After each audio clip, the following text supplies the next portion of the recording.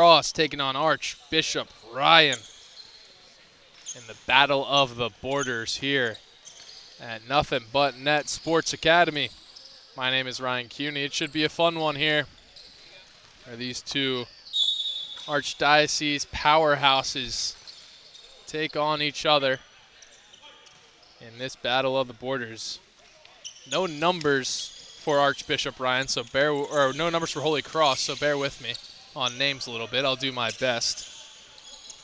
But 3-ball off the start, early goings. That's drained by Caden Brown. And now possessing is Joey Martino. Martino working to his right. He'll work it across. Now with the left hand, over to the wing. Getting it right back is Josh Swain. Swain is bottled up briefly. And we'll work back to Martino. Martino's got 9 to shoot. He'll hand off to Swain, pick on the way, shot up, shot good. Lethal piece of shooting from Josh Swain. And Joey Martino being a pest on the defensive end.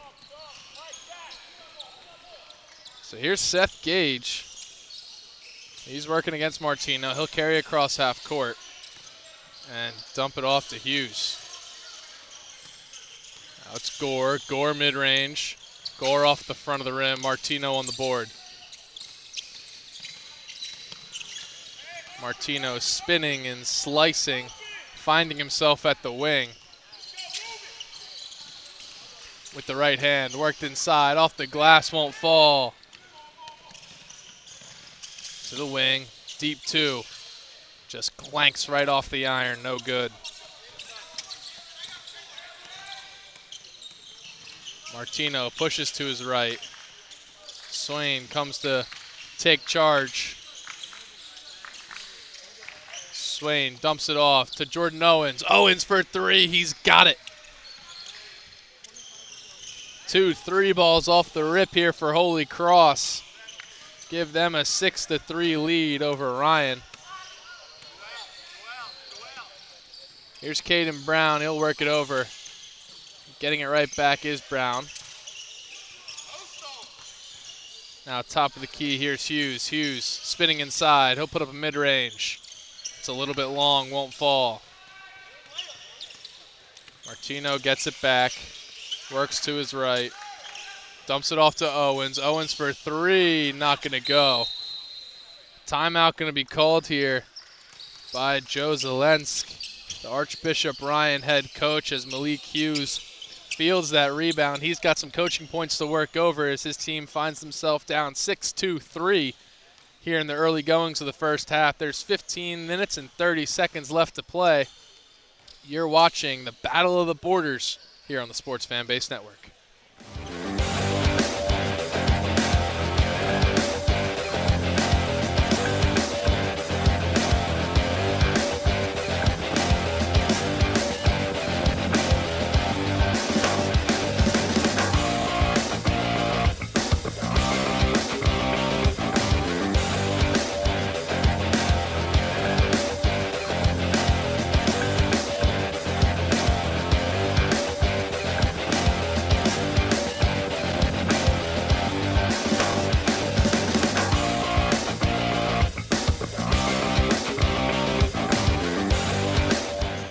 We welcome you back as Archbishop Ryan is possessing. Here's Seth Gage on the wing. He'll dump it off. 3 on the way. That one's going to clank in between the backboard and the iron. Swain with the rebound. And Swain will be fouled by Gage.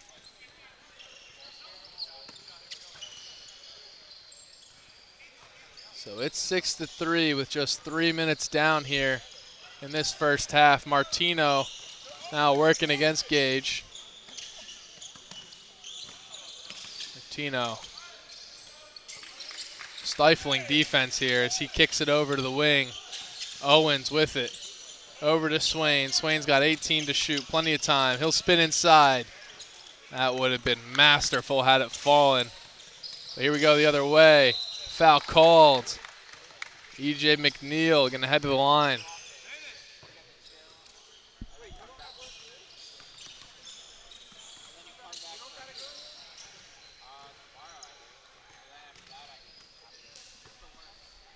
McNeil looking to cut this lead down, but he will not do so early on.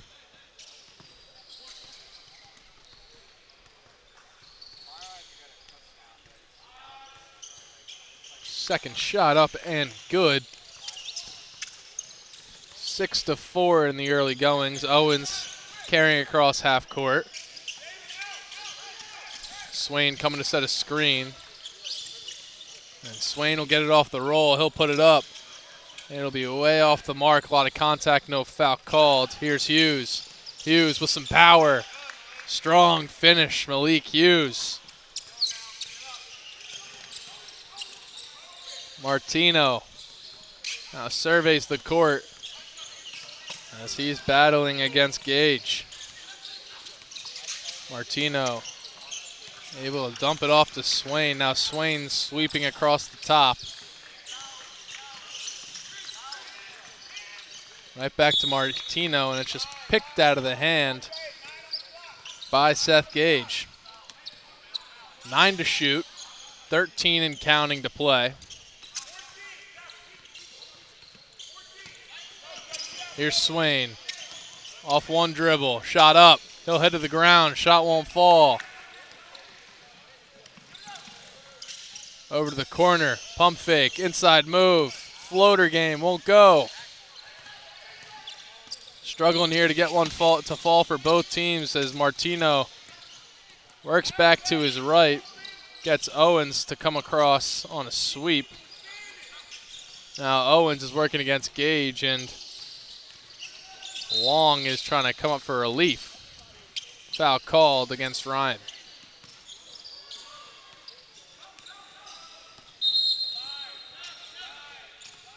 Martino headed over to inbound.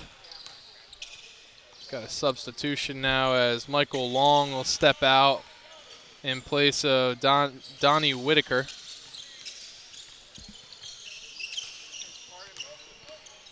Swain and Martino have been playing well off of each other so far today. They've been playing a two-man game very heavily. Here's Jalen Banks now, first time we've seen him today. Kicks it over to Swain. Swain for three. It's drilled like he's looking for oil. Other way we go with Seth Gage. He's working against Martino. He'll lose it for a second and be battling with Banks. And a jump ball will be called. Nice defensive effort from Jalen Banks.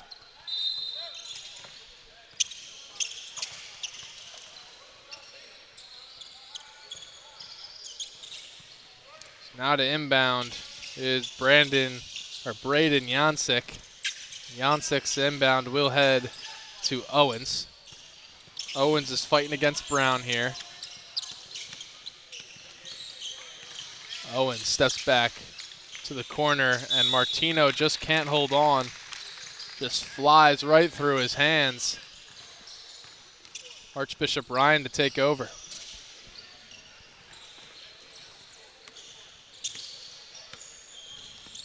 Here's Whitaker in defense. He'll get blown right past, but the shot won't go through.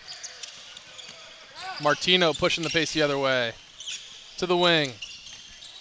Whitaker, a couple steps inside, is rejected. Spiked into the earth by Malik Hughes.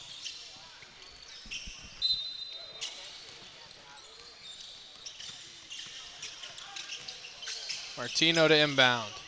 Full court pass. Owens able to field it. Sweeping to his right. Worked inside. Jancic can't get it to finish. That was wide open. Jancic in defense. Ball worked back now. Here's Gore. Kicked out into a spinning and finishing Malik Hughes. Hughes has been a huge part of the offensive engine for Archbishop Ryan and shows no signs of slowing down. Martino pushing into his right. Now along the baseline is Owens. Into Jancic. Jancic swatted once more. Foul called against Hughes, though. They're going to say he was just holding on to the waistband of Jancic. Jancic will shoot 2. Wouldn't have been the first time we saw Malik Hughes with a devastating block, as we saw one just a few moments earlier. Another low-scoring game. It's 9-8 as we've elapsed over 9 minutes of play here. Second free throw, no good. Fielded by Gage. Work down to Brown. Brown, hesitation. Yes! That was pretty from Caden Brown. Here's Joey Martino. Pushing to his right, now his left, spinning inside. It'll be stolen. Seth Gage works to Brown, open alley-oop. Can't be completed. That would have been Hughes with a monster jam, but he just couldn't corral it. Maybe getting a little bit too fancy for their own good. With only a 1-point lead, that missed possession, it could prove huge for Ryan. Now it's Owens. Owens with some space. That was a 2. Wouldn't go anyway. Possession going to head. Well, a little bit of disagreement here between officials. Initially, it was said it was going back to Ryan. Now, far side official saying it's tapped off of a Ryan defender and it'll stay with Holy Cross. So stay with Holy Cross we will, and Josh Swain fields the inbound and dumps it right back to Martino. And Martino's got 25 seconds to work. It's pushed aside. Swain once more. Spinning, 1-footer. Pure! Stunning movement from Josh Swain. Here we go the other way. It's Gage. Gage up, coast to coast, won't go. Martino surveys the court. Kicks it to the corner. 3-ball up. Just short off the front iron. Holy Cross able to hold on to it. And Martino starting to get backed up, so he'll just dump it off. Now it's Owens. Owens with his right. Got it outside the wing. Short time on the shot clock, 3 seconds to shoot. Shot in time, not gonna get there. Here's Brown. Brown crosses over to his right. He loses it. Dribbling along the ground and now going full court. But a heroic effort to save 3 points. Seth Gage on the defensive end in transition just swipes it out of the hand of Tristan Gangus.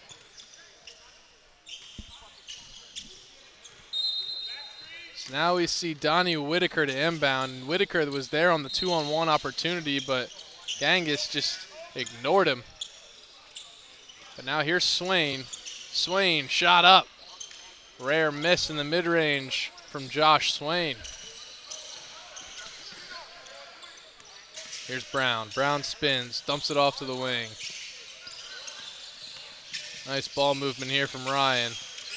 Not a lot going on with it. This time we'll slice inside, and the foul. Isaiah Gore.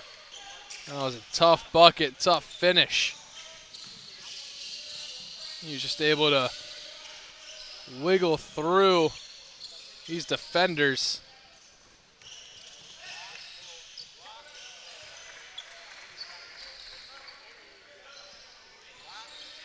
Now Isaiah Gore looking to complete this 3-point play and send Archbishop Ryan up 2 points with 5 minutes to play here in this first half.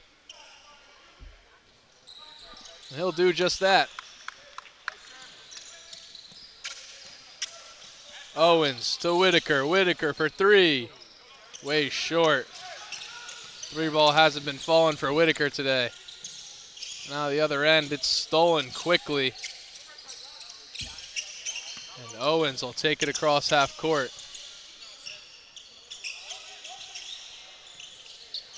Pushed across to Jameer Allen. Back to Owen. Owen on the wing. Skip past to Whitaker. Now to the corner. Corner three. Yes, sir, indeed. Huge bucket for Holy Cross. Sets them back up one. Going back and forth here in this first half. Here's Gore. Kicked over to the wing. Not going to fall. Swain on the board. Worked it up to Owens. Now Owens spinning and surveying. Finds Swain. Swain pump fake. Worked inside. Kicked out. 3-ball. Not this time. Brown. Try to reverse layup. He'll be fouled on it. Shot was nowhere near going through, but he'll head to the line.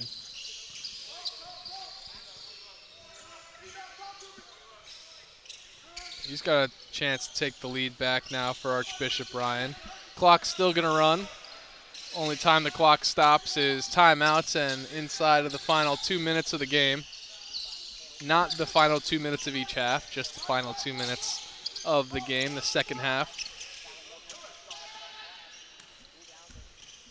As Caden Brown is eyeing up the cup.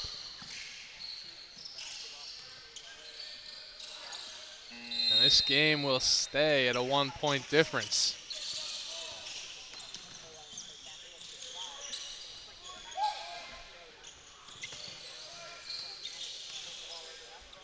Holy Cross certainly has the height advantage, at least with the players in the court right now. Swain is silky smooth for a longer guy. As a jump ball will be called on the floor, and he's been a huge difference maker for Holy Cross, able to drain a couple of tough mid-ranges, a couple of threes. He's been huge. Now with the addition of Gangus, that just adds to the height problems. It's all going to be left up to Malik Hughes, number 25, who just lost it there for a second, to be the remedy to those issues, as he's the real size here on Archbishop Ryan, in addition to Jack McMillan. But here's Hughes spinning again. He'll get his own board, yes. Strong move. Aggressive finish there from Hughes. 3 on the way. Not going to fall. That came off the hand of Jameer Aaron. To the corner. Foul called beforehand.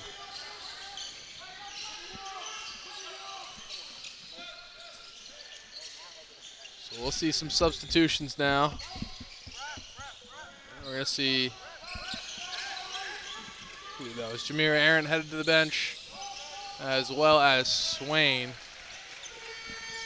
in the place of Michael Long coming in, as well as Jalen Banks. Still trying to figure out names here with no numbers. It makes it tricky. Joey Martino's also back, and he's dribbling just inside the free throw line. He'll kick it to Owens. Owens from the wing. Owens has got it. That's money.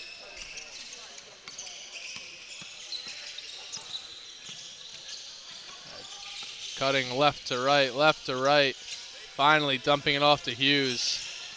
Now spinning inside, getting some space and airballing it is Brett Mariani. Now that's a tough one for Mariani to swallow, as he did a really nice job of shaking his defender, but just couldn't get it to fall. Here's Mariani again working in the paint. He'll throw that one away briefly. Recovered by Gage. Gage's shot no good. Third chance won't fall. Fourth chance is the magic number for Isaiah Gore. Here's Martino, taking it himself. Yes, off the front of the rim, coast to coast, Joey Martino. The other way we go, it's Thompson. Thompson takes that one himself too. Martino, full court pass. It's stuffed.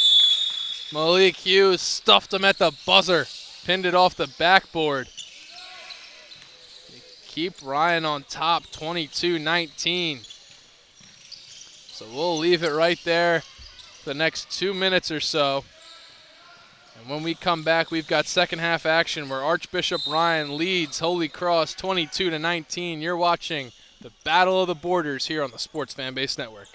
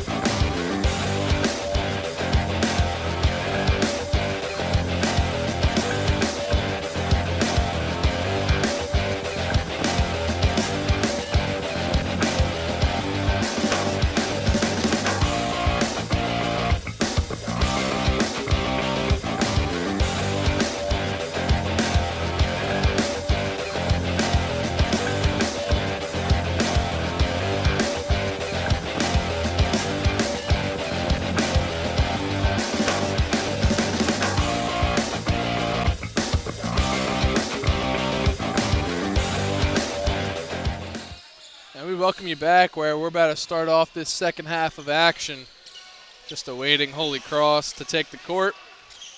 It's 22-19 and it being led by Archbishop Ryan, Malik Hughes. Big reason why, in addition to Seth Gage and Isaiah Gore. Caden Brown also been a problem here for the Holy Cross defenders.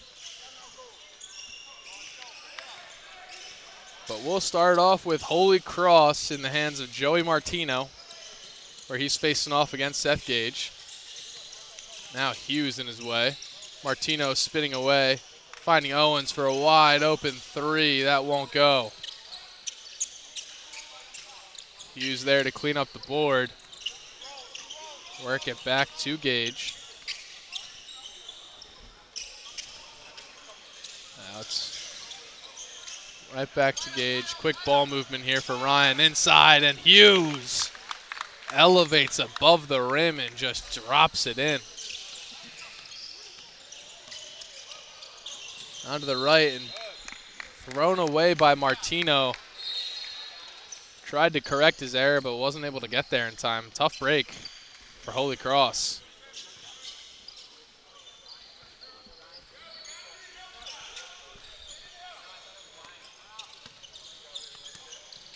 Now it's Caden Brown. Over to Hughes, now inside. It's McNeil, back out to Brown. Brown's three won't go. Hughes trailing the play inside, looking for it. Instead, Brown will just spin through traffic, somehow able to keep possession. Now to the baseline, that's ethereal. Are you kidding me? Now skip pass along the baseline. It's blocked, not before a foul is called. And get him on a travel. The block negated it. Now it's Jalen Banks. Another foul called the other way. This one going to be on the ground. And we've got a substitution. Jalen Banks coming out. In exchange, Braden Yancic coming in. Hughes muscling his way inside on a step back. Got it.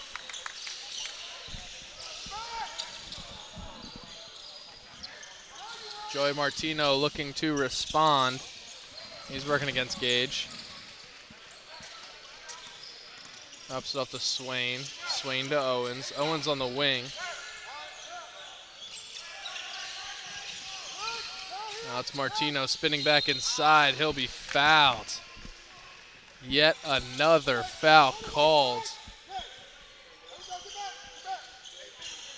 Martino, got to imagine, really needs to see these ones go through. His squad down 9 with 15 to play. Holy Cross has been quiet offensively in this second half. First shot falls true. Sometimes all you need is a free throw, you know, a couple foul shots. See a couple go through, get yourself into the groove.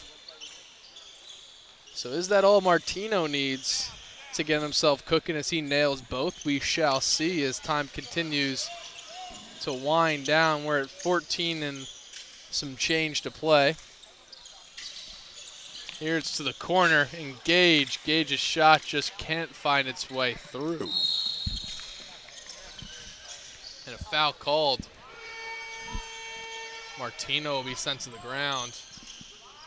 He'll head to the sideline to inbound.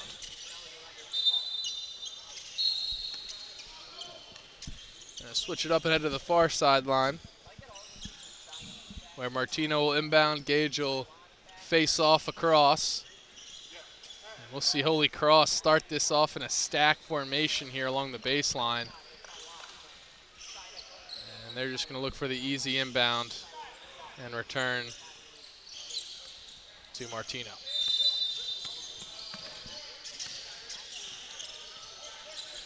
Jancic's got it, top of the key. He's being guarded by Hughes. He'll work it to Swain. Swain trying to cut through two. He'll dump it to the corner. 12 seconds to shoot for Martino as he's backed up to half court. Two-man game with Swain. Swain with his left, elevates. Can't close. Gage able to slip through traffic. Work it to the corner, shot up, shot good. Isaiah Gore. It's an 11-point lead for Ryan as Martino slices through the defense and pulls it out to the corner. Here's Jancic. Owens thought about it for a second, but he'll drive inside, kick it to the corner, work it around. Swain will be doubled. Martino pump fake, worked inside, back to Jancic. He's got that one in the paint. Nice ball movement for Holy Cross. They've got a 9-point deficit to overcome down with just 13 minutes to play. Seth Gage dumps it off. Caden Brown now on the wing. He's being guarded by Owens. Over to Gore. Gore in the corner. Hughes has been strong and powerful all day. Lost it for a second, able to get it back. Smooth hesitation, up and under. Just can't get the roll.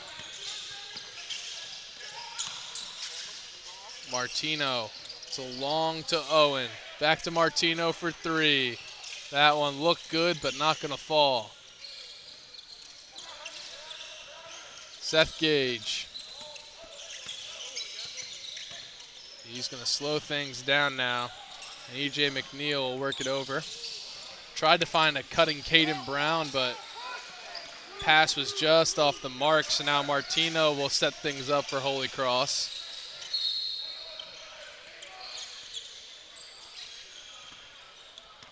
Martino and Owens going back and forth with it. Martino trying to direct traffic. He'll cut into his left. Half spin into Owens. No look pass. It's blocked. Seth Gage will not be fooled. 11 minutes, 15 seconds to play. A timeout called. 31-22 the score. You're watching the Battle of the Borders where Archbishop Ryan has got the edge over Holy Cross here on the Sports Fanbase Network. Stay right here for the finale.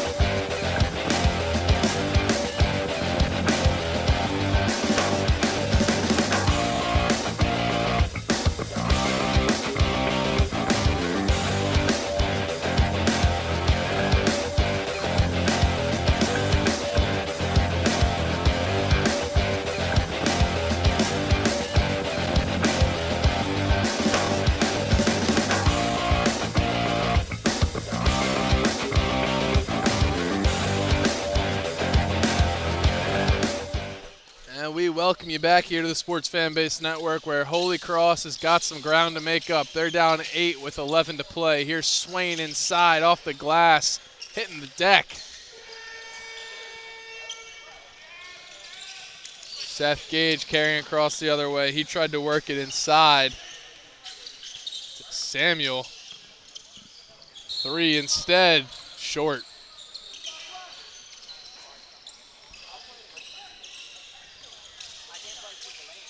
Owens will push it to Jancic. Back to Owens. Owens has been a dynamic three-point threat today. He'll work to his left, now to his right. Up, off the glass, no. Here we go the other way, 1-on-2. Jancic will be called for the foul. He thought he got all ball. Officials disagreed.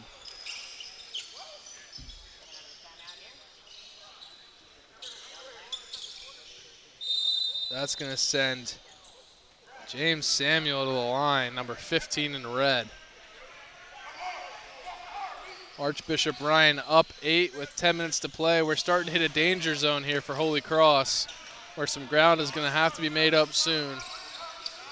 I know that sounds crazy with 10 minutes to play here, but that's just been the way these games have gone. I mean, with only a couple minutes left, running clock, it's really easy, especially with a 35-second shot clock, to work both. A little confusion there as Holy Cross tried to push the pace a little bit, but the far side official saying ball never hit the rim on the free throw, so we've got to have a side out here instead. So with it is Owens. Owens looking to bury a 3 to get his squad back in it. He'll do that, and he can't get the roll.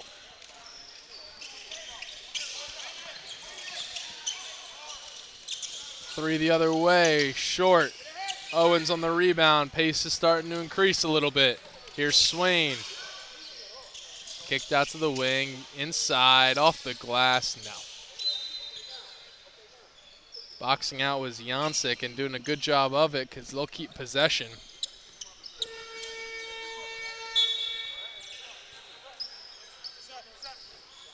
Now checking back into the game is Malik Hughes, and he'll get Seth Gage to sit down on the bench. So a little bit of height coming back into the game now for Archbishop Ryan, much needed, as Jameer Aaron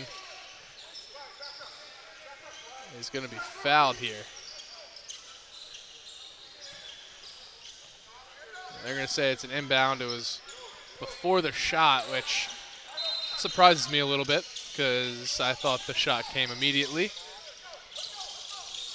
Still an 8-point difference as Owens is running out of time. And they're going to get him with 5 seconds right before the inbound.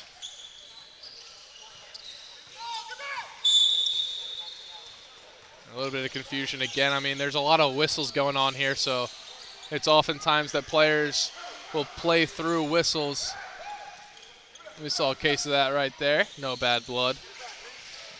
And Archbishop Ryan found themselves down early, but have come back nicely. Now Malik Hughes works it over to the wing. 3 on the way, short. Ryan gets the board easily and cleans that play up with a Caden Brown layup. Owens needs to respond in a big way here.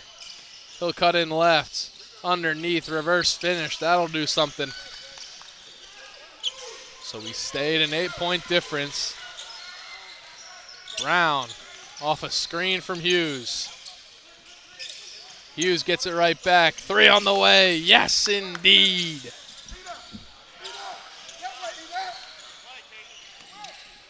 .650 to play as Owens faces off against Brown. Brown in some discomfort as Owens got past him. He signals he's all right. Looks like he just caught one in a tough spot. For our male viewers watching at home, you know the pain that Caden Brown is going through right now. He should be back in a couple of plays. Now it's Samuel.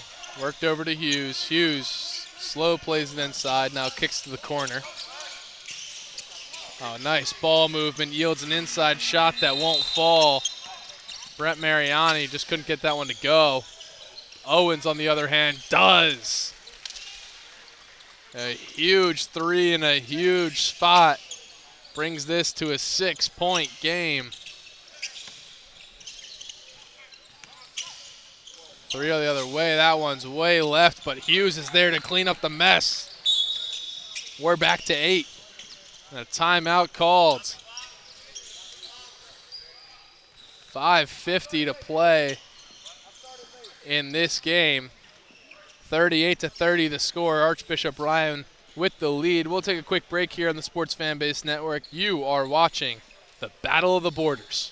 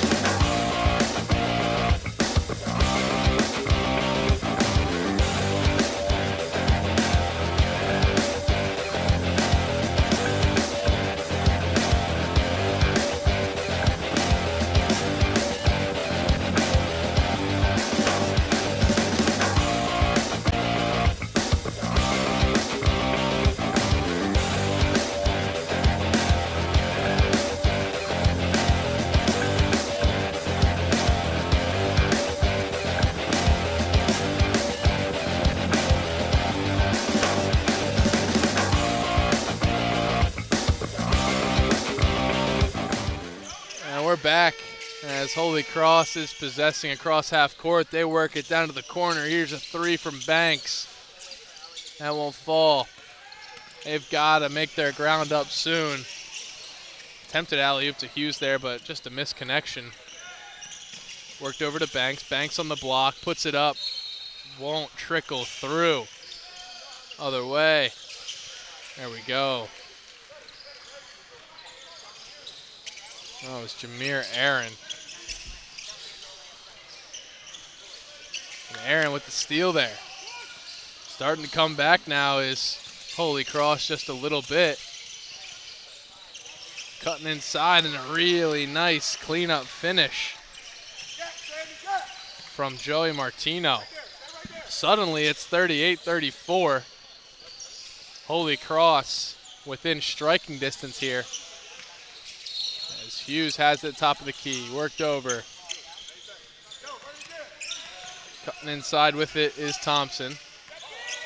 And Hughes just had his pocket picked, now wide open in transition, and it's laid down by Genghis. And another timeout call at a revitalizing minute there for Holy Cross as they are now just down one score. It's 38-36. It's the Battle of the Borders on the Sports Fan Base Network.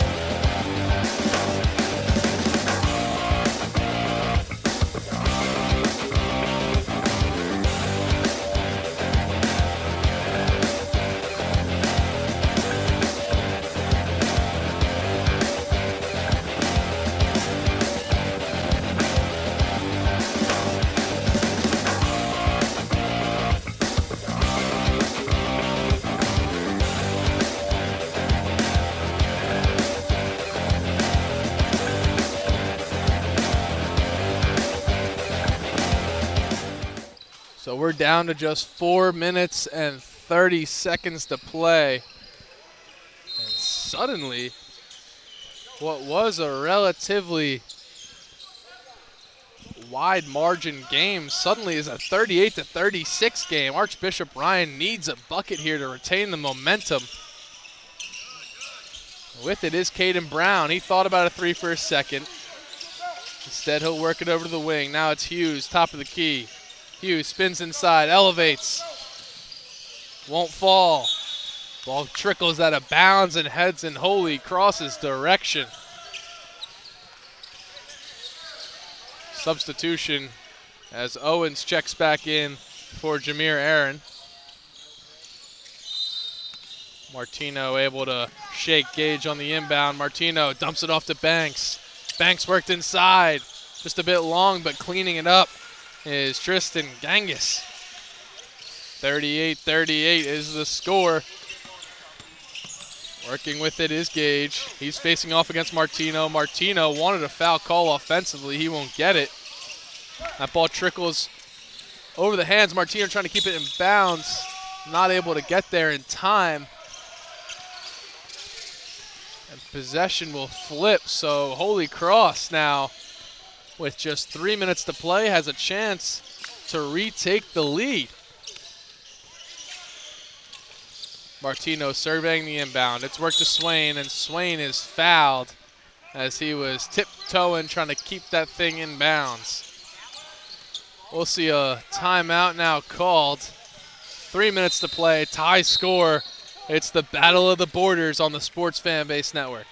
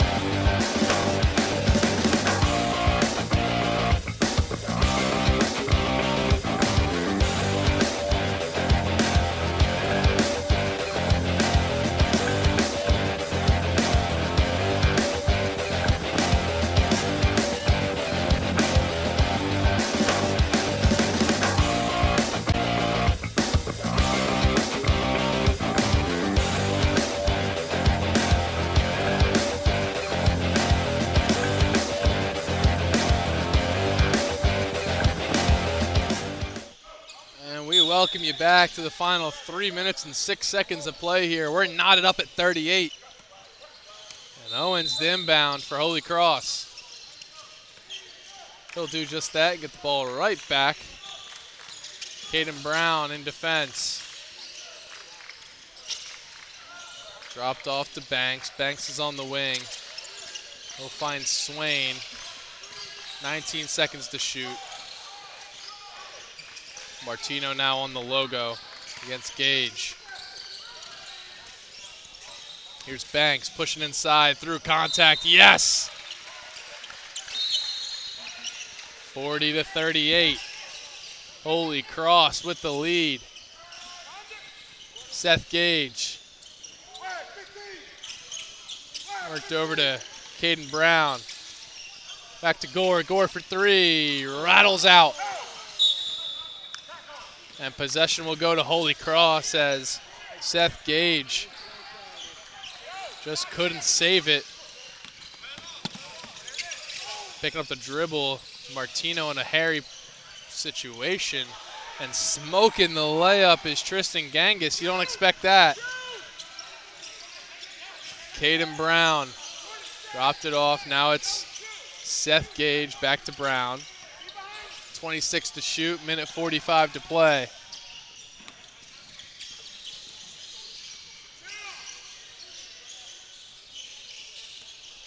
Gage works it across, gets it right back. Nice ball movement, but it couldn't be held onto by Hughes. And Martino will take over. Martino gets it across half court. He's working against the much bigger Hughes. Trying to navigate around him. He'll do just that. Banks for three. Yes! 43-38. So now it's Ryan with some ground to make up with just a minute to play. It's a 2-score game, and that's stolen by Martino. Martino has it stolen right back. Here's Gage, numbers advantage to the corner. Hughes, delivered. 2-point game. Here's Banks, full court pass. He's got the roll over Hughes. So 4-point game, 35 to play. Bad inbounds pass, but able to be corralled by Gage. Gage for 3, no. Stays alive, rattling around. Possession to Holy Cross. That's a backbreaker for Archbishop. Ryan with just 24.6 to play in a 2-possession game.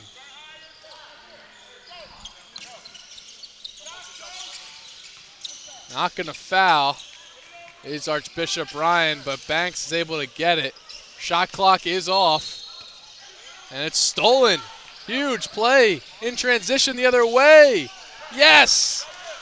8 seconds to play, 7-6. Time dwindling and a foul called, much needed. It's gonna send Josh Swain to the line. Swain, a great shooter. Or first we've got inbounds. Not in the bonus quite yet. So it's a 2-point game, 3.7 to play. They've just got to get it inbounds a couple of times here. And it's intercepted. Critical mistake. Hughes gives it up. Shot not in time.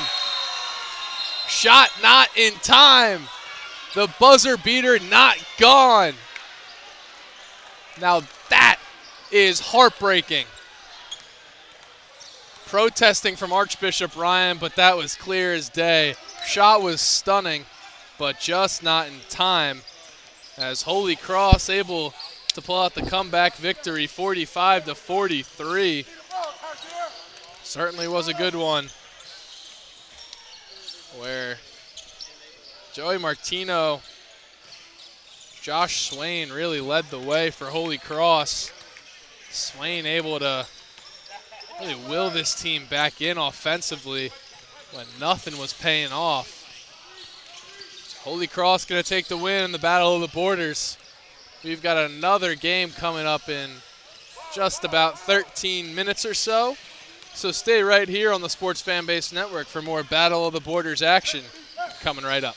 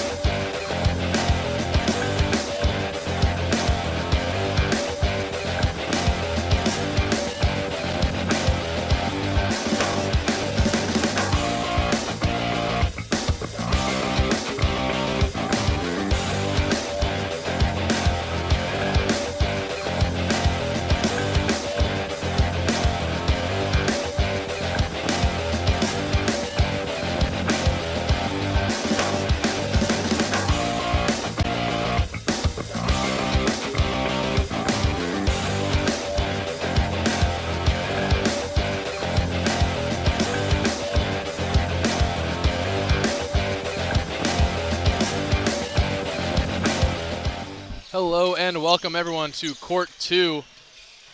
We welcome you back to the Nothing But Net Sports Academy, where right now we've got William Penn facing off against Cherry Hill East.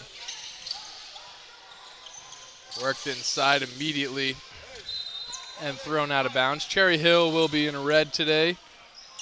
William Penn in white. Yet to see either of these two teams face off against anyone today. Maybe on the first court, but I'm only here on court number 2, so not quite sure. 3 on the way. That's going to hit off the back iron, no good. Came off the hands of Boogie Whitaker.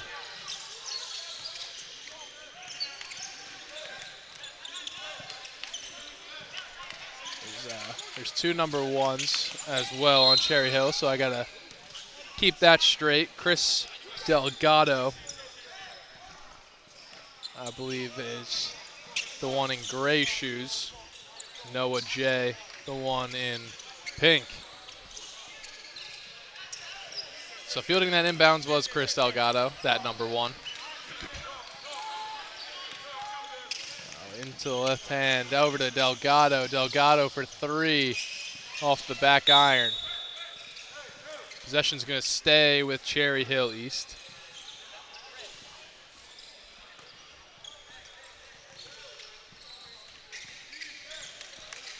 And Delgado will field it.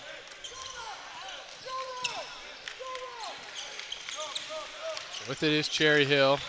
Worked inside nicely and blocked for a second, but second chance points put up and good.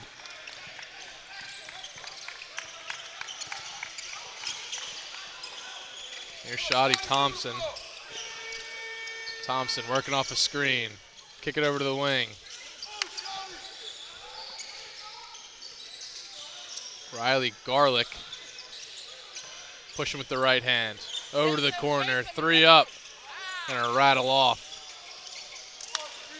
Cherry Hill able to corral the rebound. Nice move in the open floor by Chris A.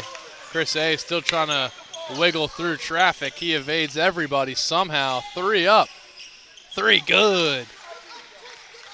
That came off the hands of Justin. Throw to the corner will be barely held onto, but knocked away for a second. William Penn is scrambling. Strong defense here from Cherry Hill. Shotty Thompson's pass was almost intercepted. Thompson getting mugged in the corner, and he'll be fouled. Foul's going to go against number 1 in red. That's Noah J, who was in that area.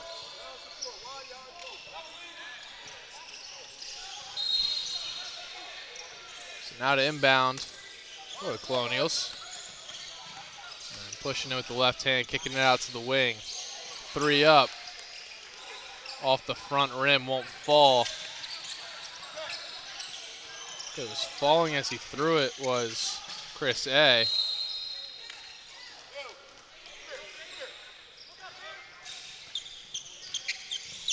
Cherry Hill with a 5-0 lead early on in this game. William Penn at the line. It's Birdie Riley Garlick with the chance to get the first points of the day for William Penn, and we'll have to keep waiting on that. First free throw, no good.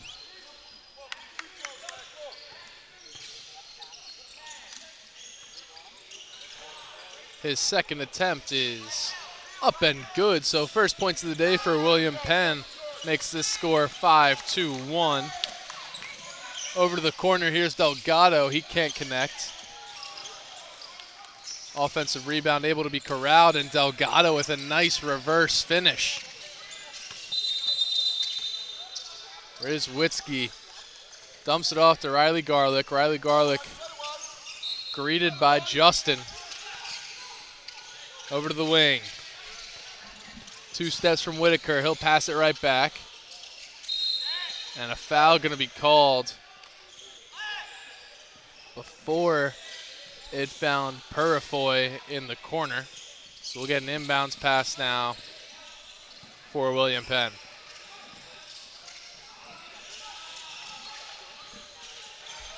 Working with the right hand, putting one up, off the backboard and in for Boogie Whitaker. Quickly we go the other way. Skip pass inside, nice finish. Nice handle on it too from Noah. He was able to snag that one right out of the air. Keep that ball in bounds, get an easy 2 points out of it. That's gonna make this score 9-3 with 12 minutes and 35 seconds to play here in this first half. You're watching the Battle of the Borders here on the Sports Fan Base Network.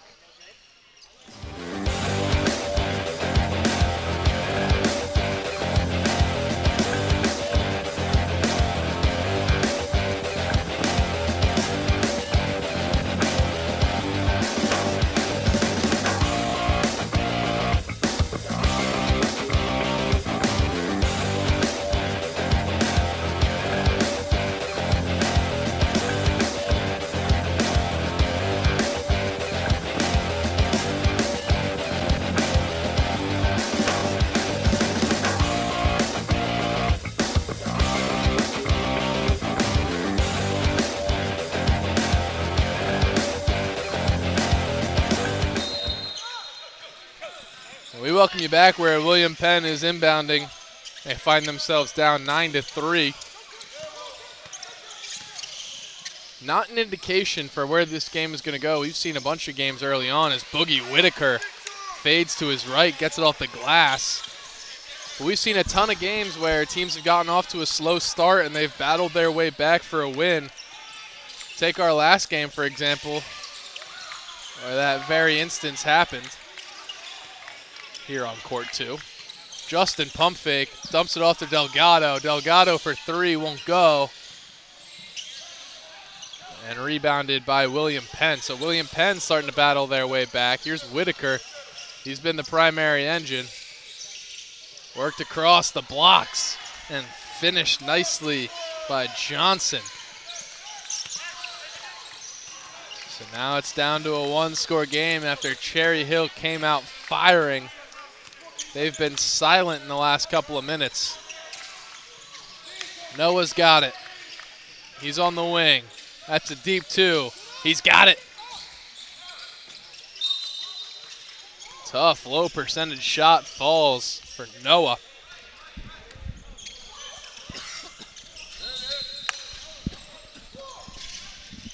Mid-range.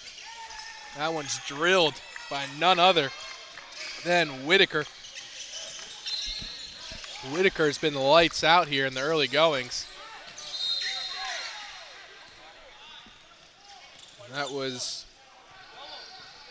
Chris A. running into a lot of traffic. So see a substitution here as Noah heads to the bench in place of Ryan.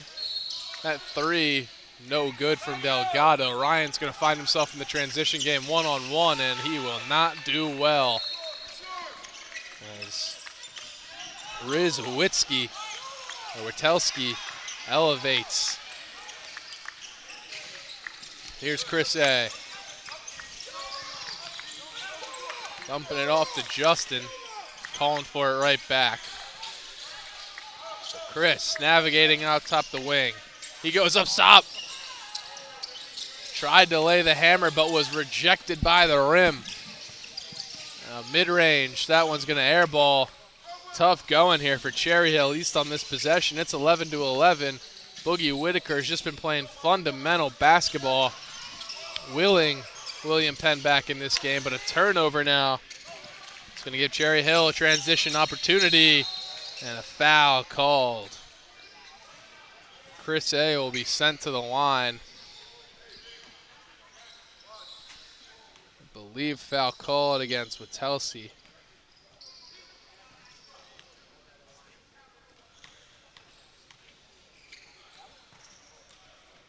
First free throw won't connect for Chris A.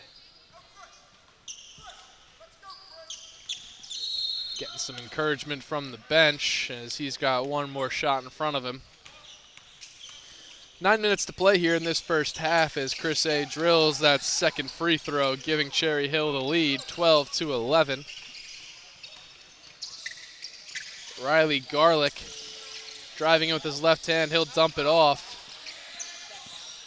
With it, it's Johnson. Johnson to Whitaker.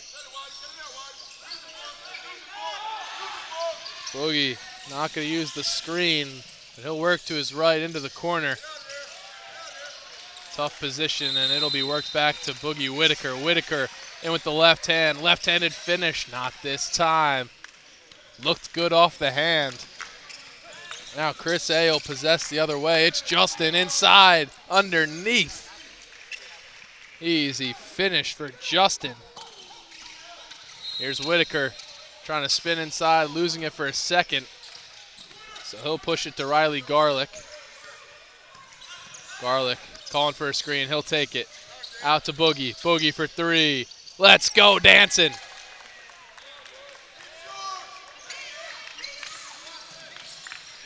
Other way we go with Chris A. Looking to respond. He's directing traffic. Justin clears through. And Delgado sweeps across the top. Pushed inside. Now out to the corner. Little hezzy move. Now right back to the corner. Three on the way. It's delivered. Nice piece of shooting from Justin.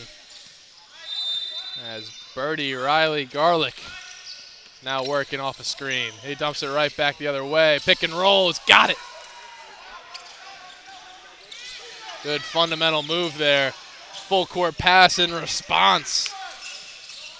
Yields an easy bucket for Chris A. Riley Garlick spinning to his right. Kick to the corner. Here's Boogie. You betcha. Boogie Whitaker's been dominant from inside, from outside. Driving off the pass. He can't be stopped. Here's Chris A to respond. Yes, indeed. These two have been going after each other back and forth, back and forth. Witelski to Whitaker.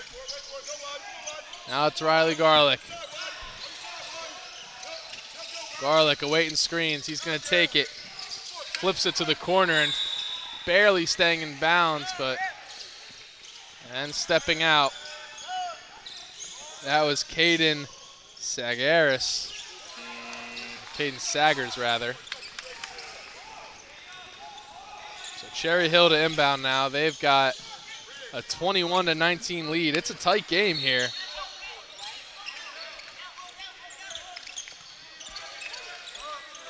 Ryan kicks it to Justin in the corner. Now over to Chris. Smooth finisher. I apologize. That was Delgado. Both named Chris.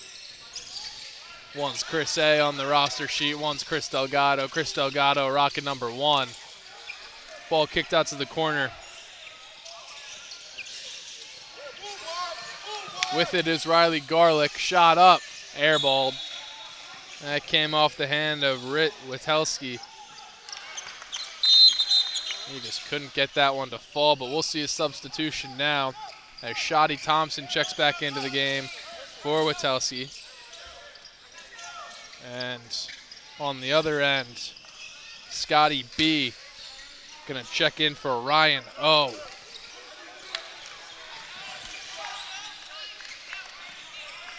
Chris A possessing off the screen. Puts one up. Off the back iron, no good. Shoddy Thompson on the board.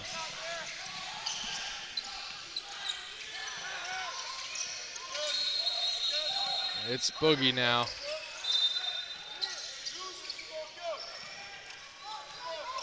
Boogie surveying the court, spinning inside, and he tried to work it down into big number 20, Johnson. But to no avail. Here's Chris A. Quickly took it the other way, but he'll slow things down in the corner. He beat Boogie. Skipped the pass. 3-ball. Airballed. 23-19 the score. Three balls keep flying left and right. None are falling for either squad. Boogie's been the only consistent three-ball shooter today,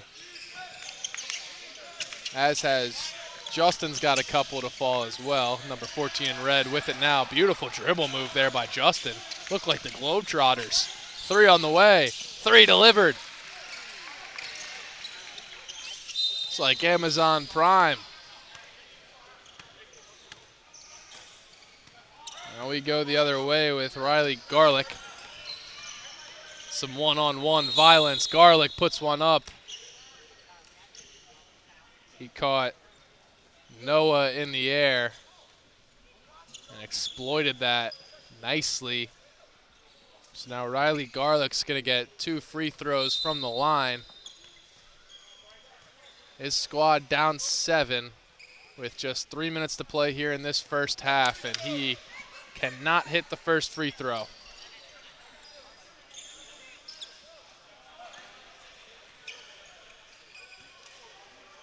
One more free throw on the way.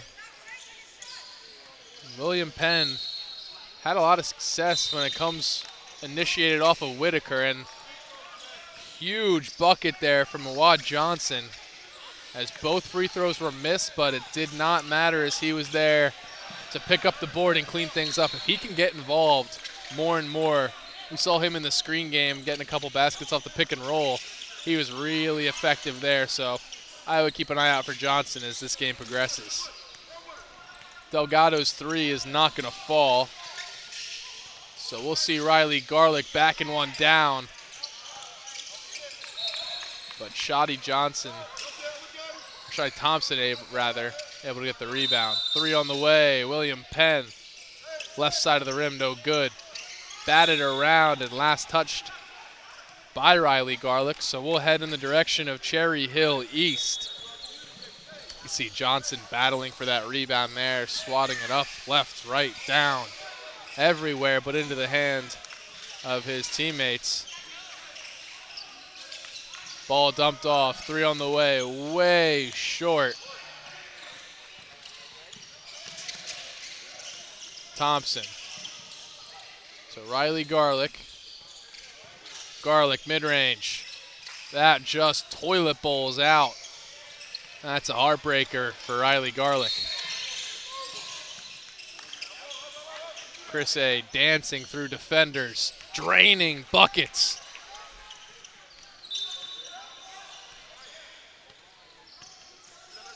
Here's Whitaker. Whitaker hasn't left the floor yet today. He's dribbling through two, through three, and throwing it away. Nowhere to go with it that time was Boogie Whitaker.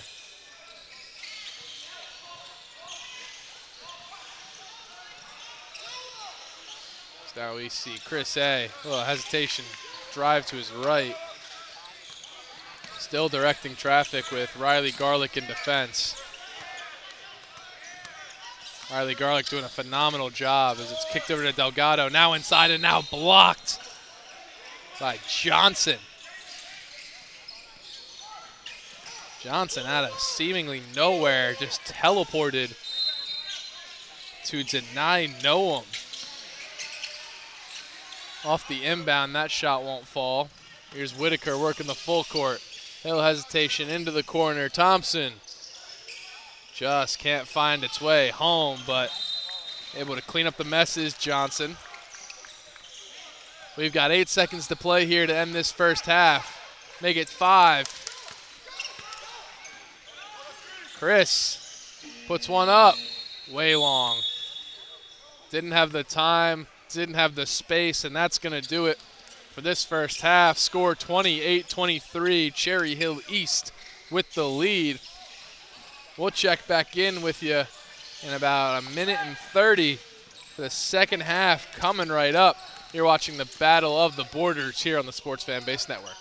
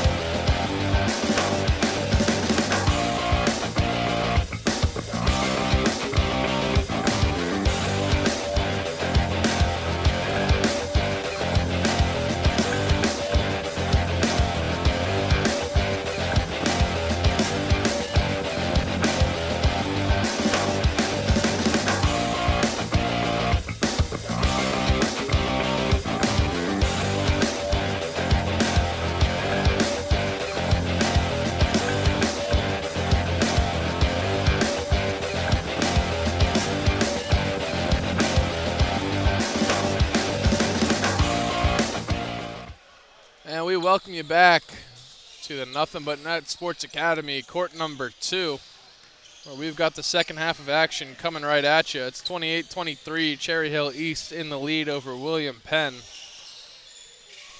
Offensively for William Penn, it's been all Boogie Whitaker and Mawad Johnson. They've been really driving this offensive engine. On the other end, Chris A. as well as Justin have been dynamic. So we'll see how these two teams stack up as we head into the second half. 18 more minutes of basketball to be played here. Chris A. possessing. He's facing off against Purifoy.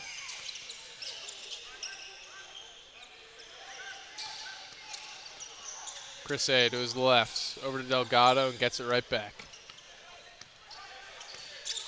15 to shoot. Chris A. calling for an ISO on the right side. He'll flip it over to the corner. 3 on the way. Yes! Pure stroke from Delgado.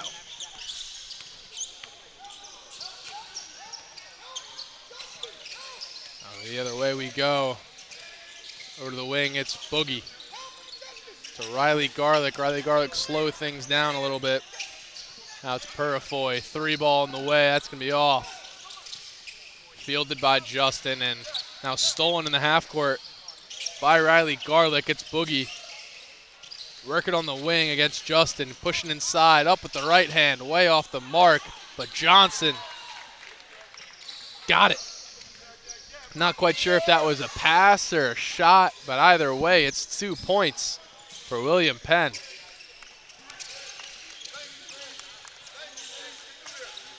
Justin possessing. He's being defended by Keith Cooper. Johnson with the block there. Riley Garlick in transition. He's got pace, and it's swatted the other end. That was Delgado. He was able to get a hand on it. Possession will stay. 29 seconds to shoot. Little shimmy move. Kicked over to Whitaker. Whitaker for 3 off the cross. Chris A. on the wing. He'll work to his right. Greeted by Riley Garlick. Screen for him. Justin 3. That's air ball. Just a bit short. Would have been good if he was lined up right on the three-point line, but he was probably a good yard off of it. And he was probably a couple of feet short. Spinning is Riley Garlick, able to avoid traffic. Kicks it out to the top of the key. Here's Boogie. Boogie trying to fight for his own board. He can't get it. He ends up on the floor. The other way, it's Delgado. Can't finish the layup. Second chance, no good from Chris A. Both Chris's missing the layups. Now to the corner. William Penn. 3! Boogie. I want to start dancing every time Boogie hits a 3. Here's Chris A.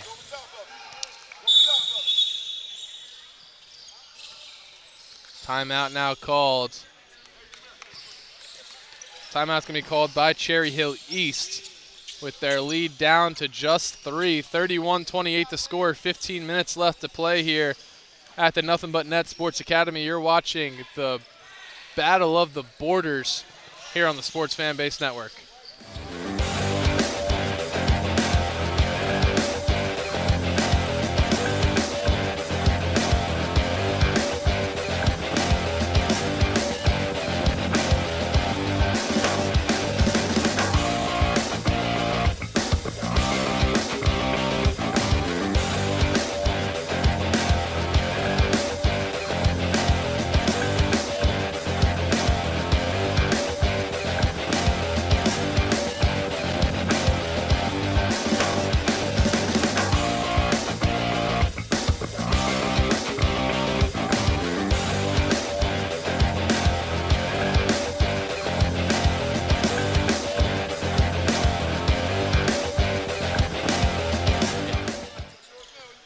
welcome you back.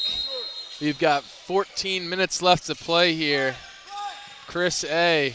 working against Riley Garlick. Garlick, staunch defense, and he's going to force a backcourt violation. Phenomenal defensive effort by Birdie Riley Garlick. Now Boogie Whitaker to inbound.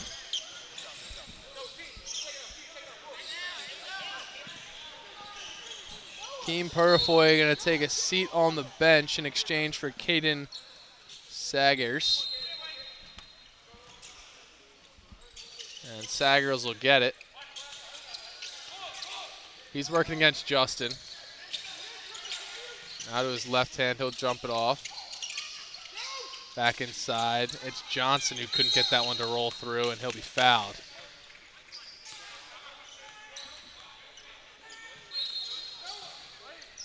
They're going to get the foul against Johnson. Loose ball foul there. Possessional head to Cherry Hill. Here's Chris A. putting on the brakes in the half court, working to his right. Flip to Delgado. Oh, nice inside look, and it's a hard foul. It's going to send Chris A. to the line. Beautiful back cut. Great vision from Delgado. It's going to yield 2 free throws on the way for Cherry Hill East.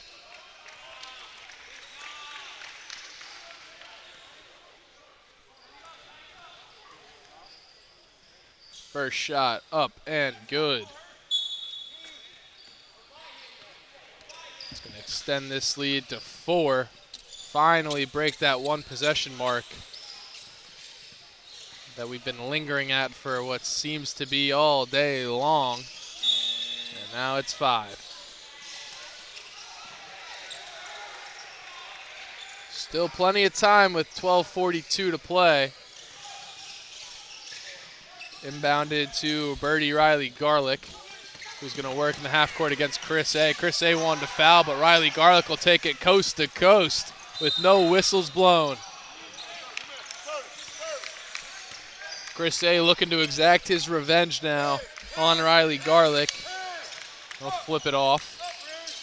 3 on the way from Justin. It's delivered.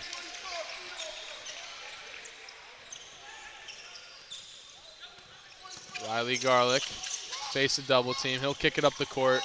Boogie wide open for 3. Sets up, lets it fly. Buried it.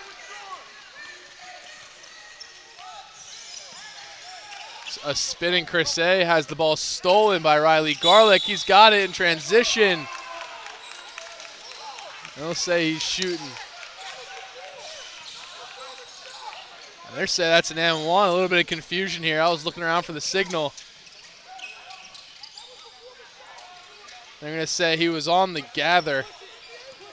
So an and 1 will be called. A magnificent finish and beautiful body control from Birdie Riley Garlick, who's really turned it on here in the second half. And that 3-point play is enough to tie this game at 36. Chris A. now with some speed to the corner. 3. Yes! We're exchanging 3 balls here. That one came off the hand of Scotty B. That's Boogie Whitaker. Thought about a deep 2, but instead he'll go for a floater. Johnson able to field it, and Johnson and 1. Once again, William Penn being sent to the line. The chance at bonus points here.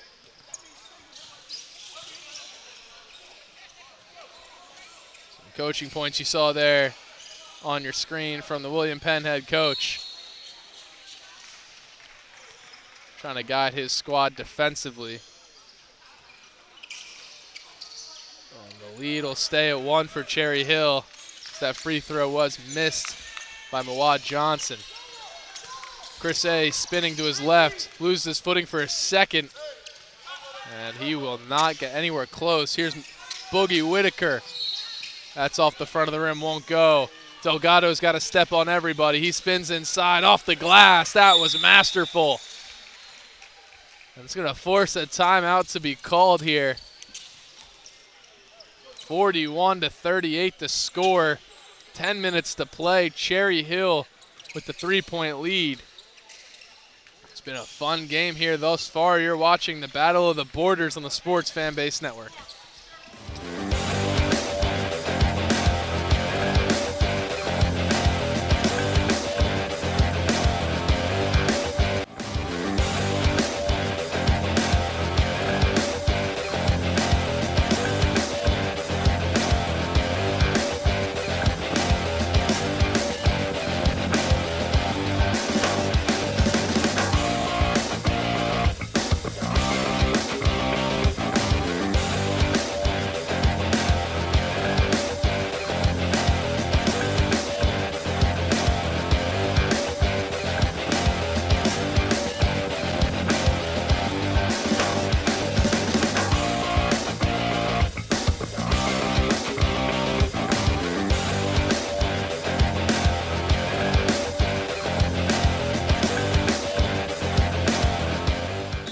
Welcome you back to the Nothing But Net Sports Academy, where William Penn is down 3 with possession.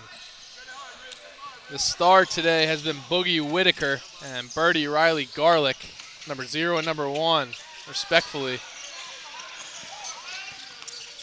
That shot was missed, and we'll get a kick ball here off the foot of Chris A. Possession stays with William Penn. To inbound now is Riz Witelski. He found Birdie Riley Garlick.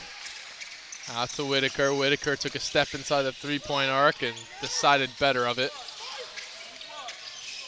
Here's Witelski.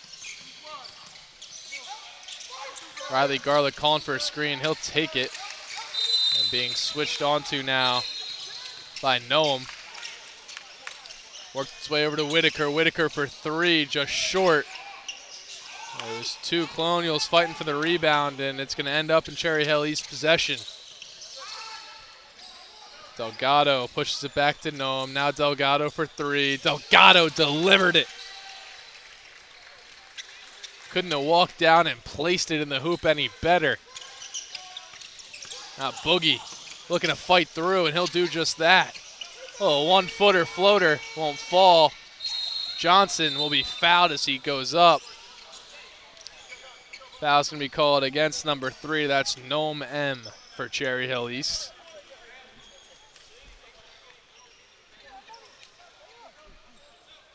But Mawad Johnson, not the strongest free throw shooter. He'll find himself back at the line for 2. He's been there a lot today. First shot can't find its way through.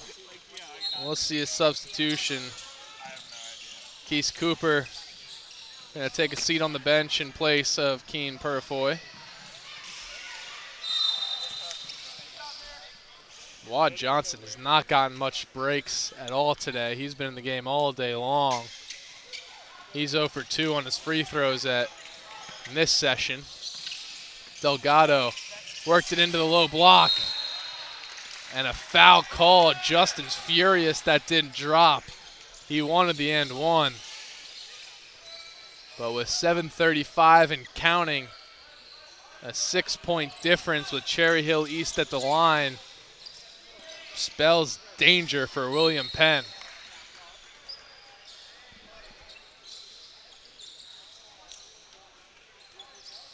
Just cleaning the floor up a little bit here to the liking of the players. Justin awaiting. William Penn head coach pointing out the clock is still running. So hey guys, let's get this show on the road. We got a comeback to complete here. As that first free throw is nailed by Justin. A solid shooter. He's been making his living outside the arc today. Goes 2 for 2 from the line. Boogie Whitaker possessing now just outside the 3-point arc.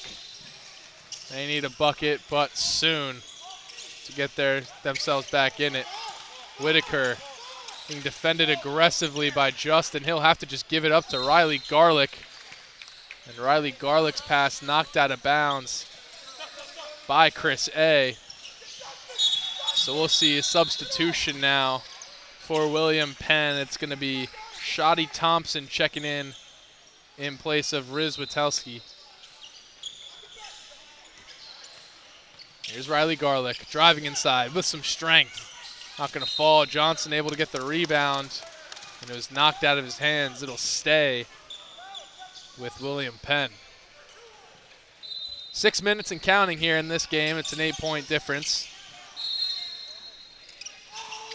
It's thrown away for a second, but Riley Garlick can't hit the layup. A lot of contact. Full court pass is completed, but just a little hung up by Shotty Thompson was Noah J. Now here's Chris A. Nice pass, cross court, drilled. That was Justin in the corner. It's now 49-38.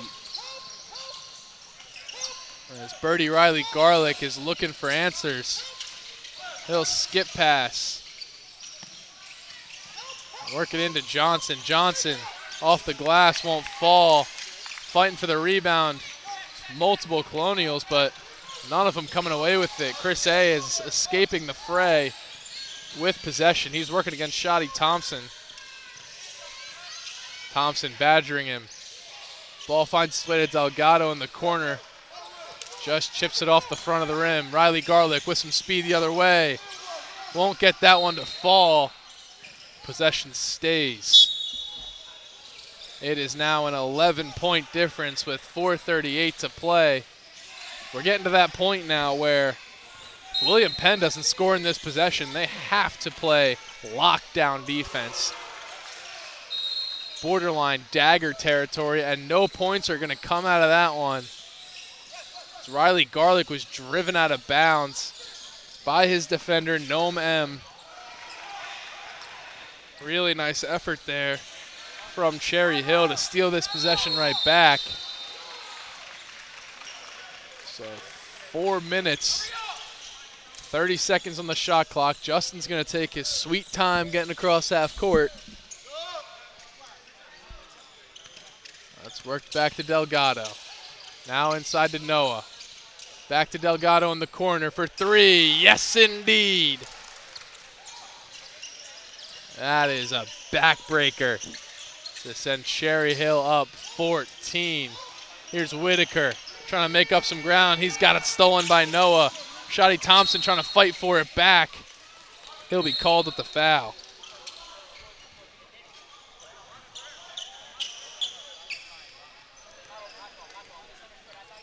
So that three from Delgado, that could have been the dagger.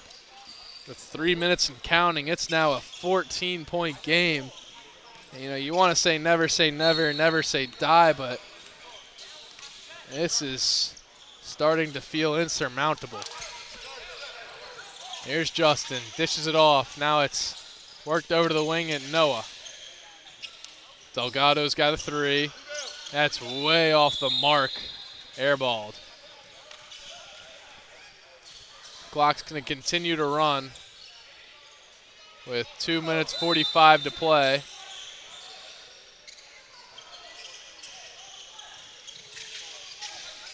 Chris A to inbound. He'll find Delgado. Delgado puts that up off the front rim, won't fall. Justin tried at the second chance points. They'll say that's going to stay. William Penn must have gotten a fingertip on it. Delgado now possessing. It's Chris A shaking Shotty Thompson, and that's an air ball. Finally, William Penn will take back over control. Now that we are hitting the 2-minute mark, it's a 14-point game. A lot of work to be done here from William Penn. Here's Whitaker. Whitaker loses it for a second. Noah there. Boogie to the corner. Three on the way. Three ball, good. I apologize. Keen Purifoy drilled that one. Chris A now working the baseline.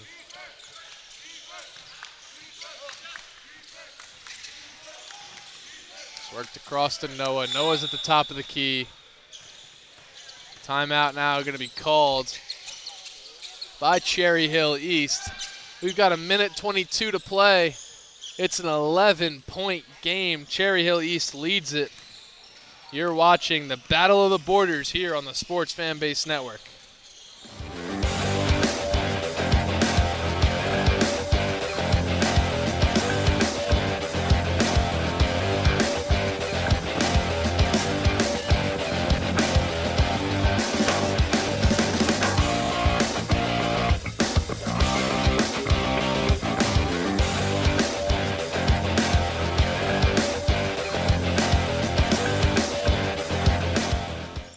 And we welcome you back. There's a minute 22 to play.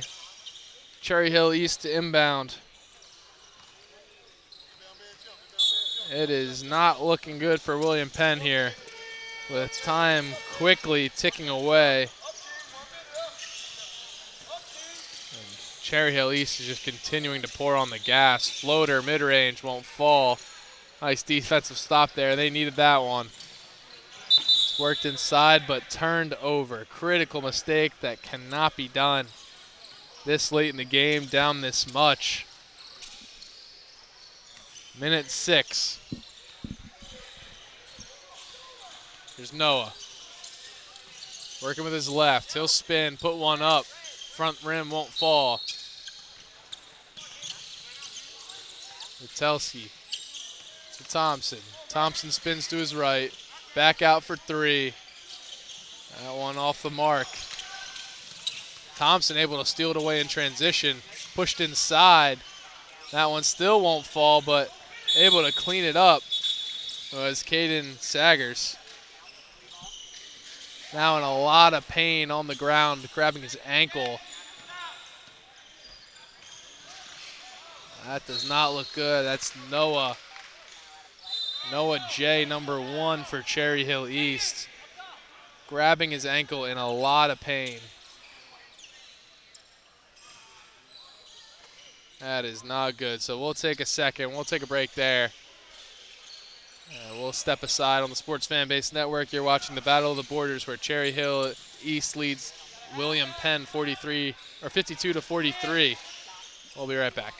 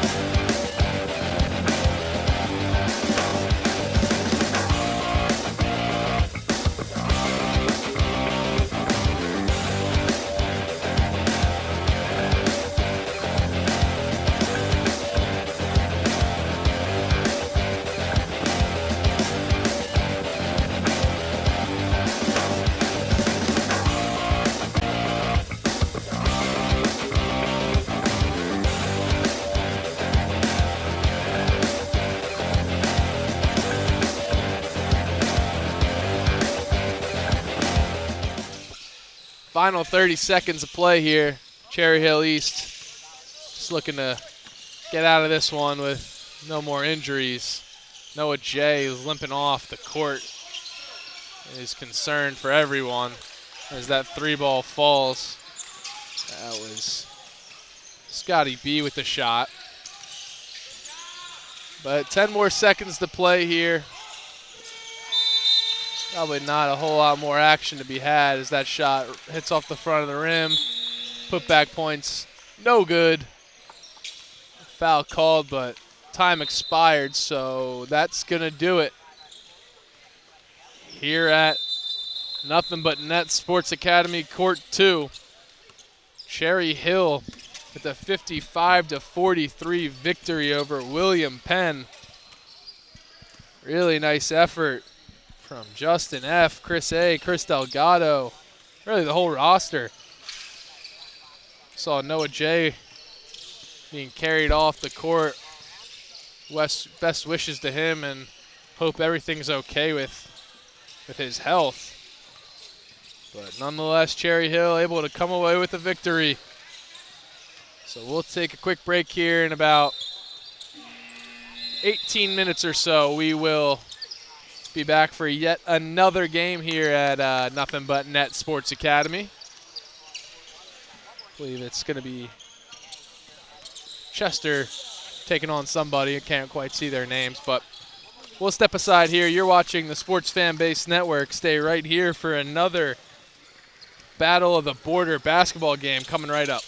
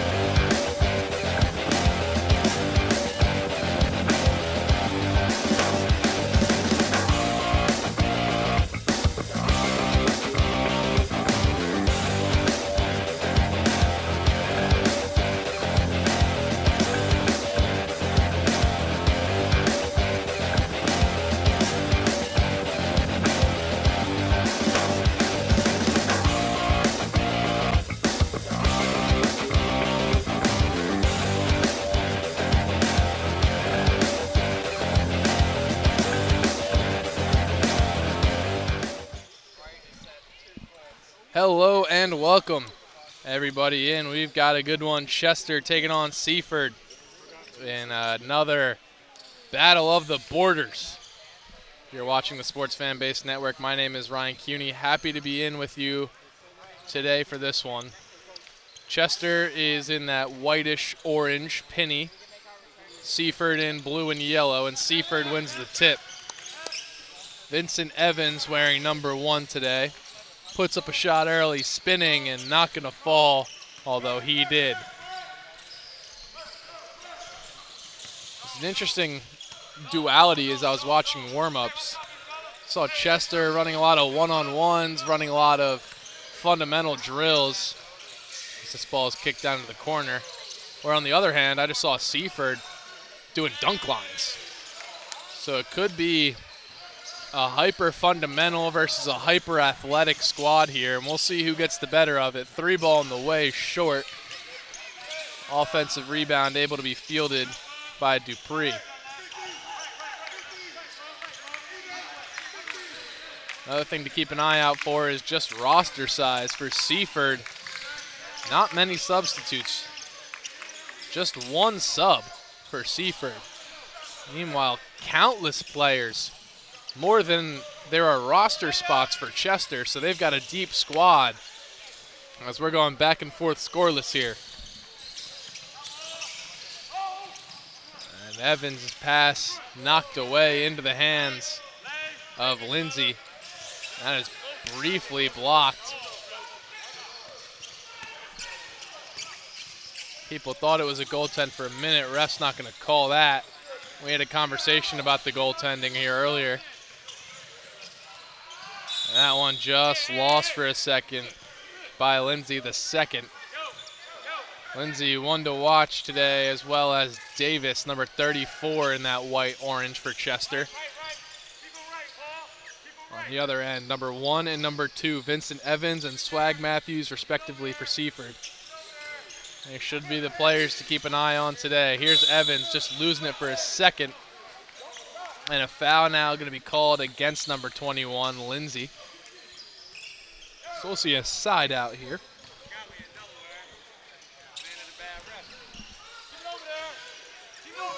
Yeah, it's Evans. Vincent Evans makes a step, gets past, and he's going to be fouled once more.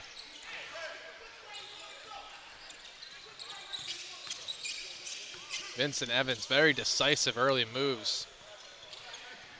Nothing able to pay off, but he's looking to break the deadlock of 0 with the free throw here.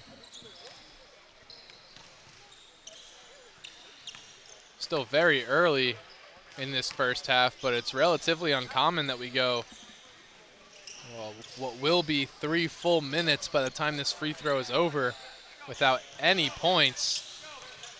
But luckily, we don't hit that mark as Vincent Evans drills his free throw.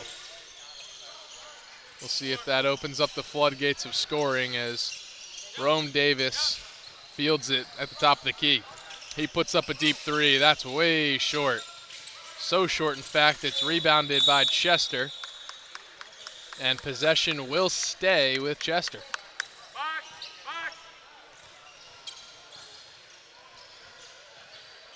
A soccer score of 1-0 right now. As a 3 ball is on the way to break that. That was Lindsay. The huge 3 to start off the scoring.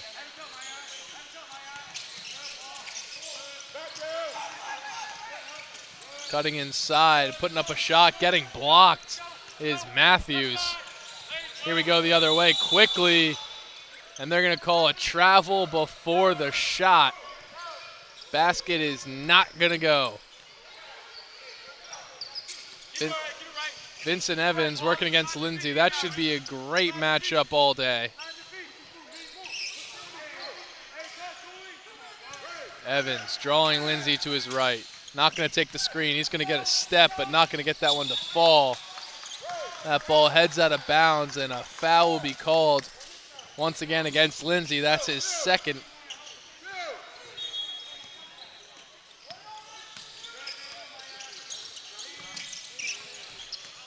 Inbounded now to Dupree. And that's just miscommunication as Dupree threw it away, and a hard slip and a painful fall.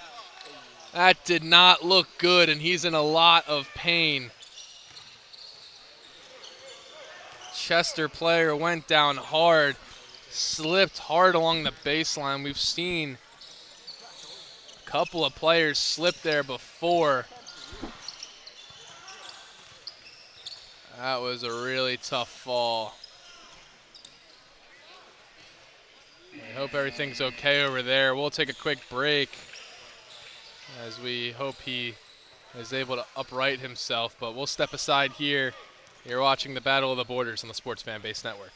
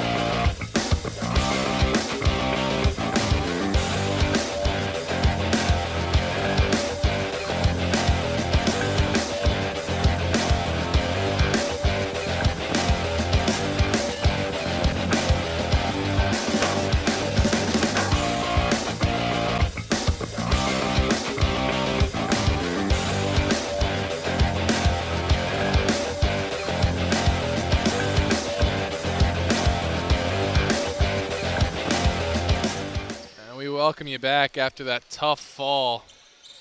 That was number 22, Jay Mallory Granberry, who is up in transition. You can see him in the background there being carried off. He was unable to walk off the court.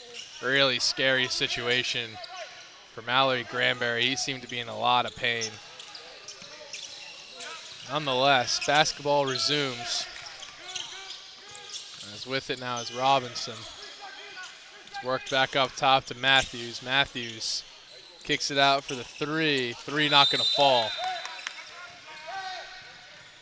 Here we go the other way. It's Lindsay. Lindsay just loses it for a second, and it's blocked. Strong block by Purnell. Here's Vincent Evans the other way. He'll slow down pace of play a little bit. Directing traffic is Vincent Evans. Calling for the fade ball, and receiving it is Matthews, but that was just thrown a little bit outside of his frame. Possession will flip.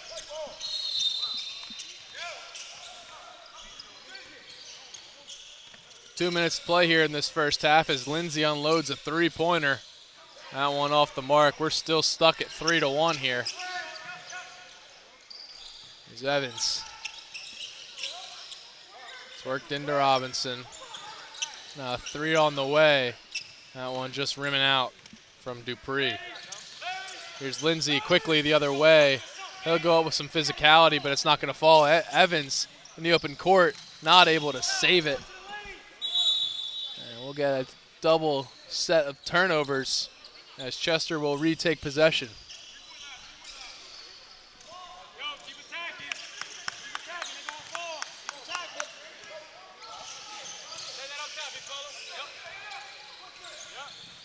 Carrying it now is number 34,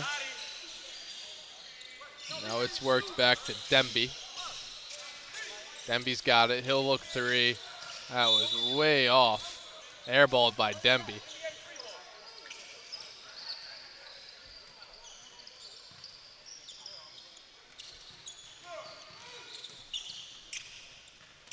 Now it's Lindsay in defense against Evans.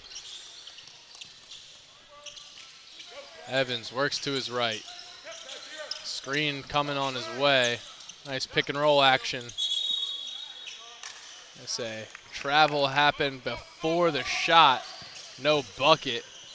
Seaford just can't get one. It is still, after almost 8 minutes of play, 3-1.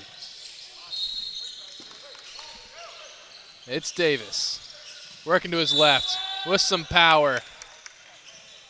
Say 2 free throws on the way after that blocking foul from number 5, Purnell.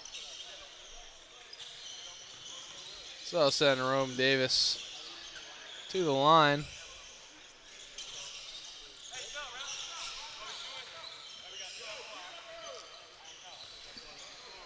Substitution on the way here for Chester. So we'll see number 15, Darius Dolly.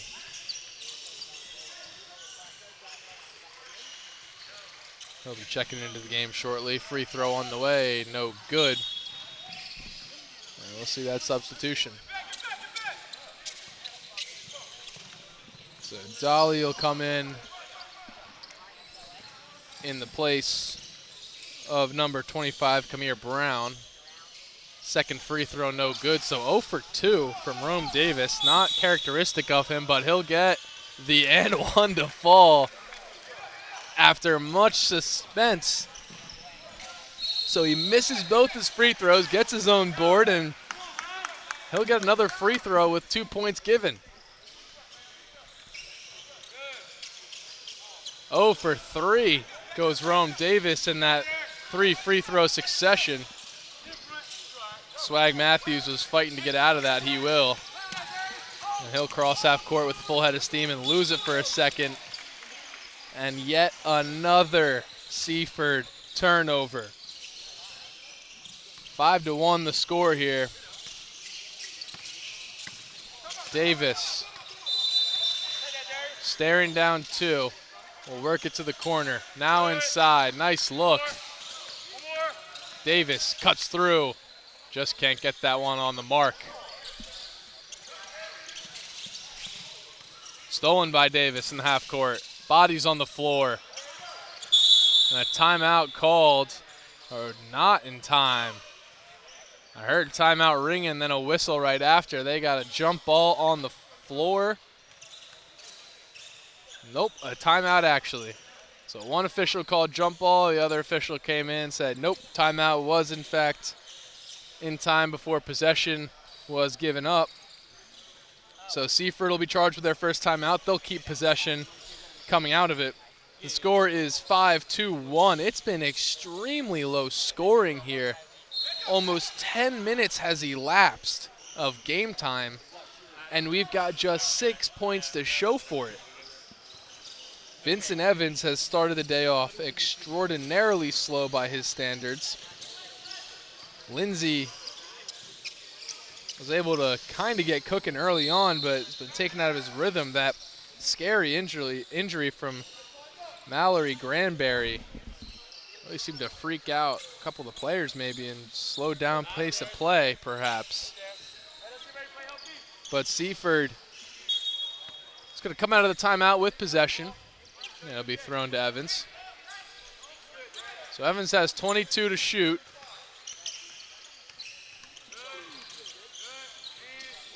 It's made across in time. 3-point on the way, won't fall. Rebound to Chester.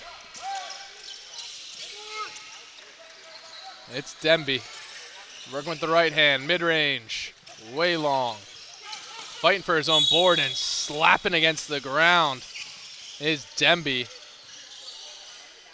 They're going to call a foul for that against Swag Matthews. They're going to say Matthews pushed Demby to the ground.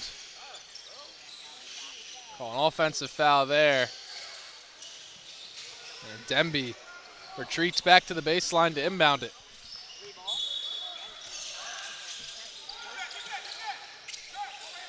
Three from Chester. Just rattles off. Here's Evans trying to escape the full court press. He will do so successfully, finding Matthews. Matthews finds Evans. Evans to the corner. Now inside. Spin around shot won't fall. That was Dupree.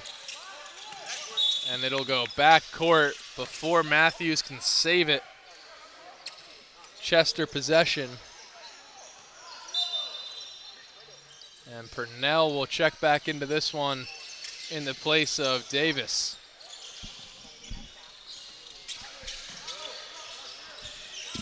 It's worked over to Lindsay. Lindsay for three from way outside, not gonna go.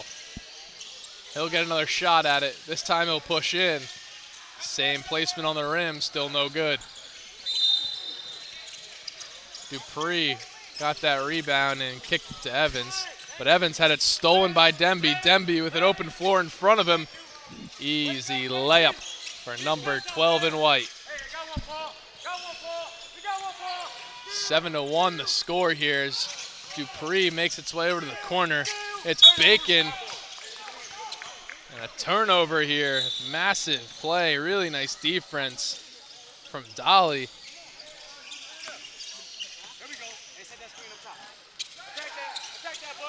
Now it's Demby. Demby's going to use the screen. Kick it over to the wing. And mid-range, that's way short. Must have gotten a fingertip on it. Did Seaford. Now Swag Matthews. Deep two. Can't deliver. Evans was fighting for that board. He won't come down with it. Lindsay in transition. Easy money. All right. Took some quick reflexes there. I know you guys couldn't see it, but I'm like Spider-Man or something. Saving that ball from crashing into our monitor here on the front desk. We've got an inbound coming on the way right in front of our camera. It's Vincent Evans in the backcourt. Worked it up to Enoch Dupree. To Matthews. Matthews has a step. He's up with it. Easy. Too easy from Matthews. Beautiful look there from Demby. Skip past one more. Great ball movement. Finds Lindsay wide open. Lindsay finishes the beautiful play. Strong team effort there from Chester.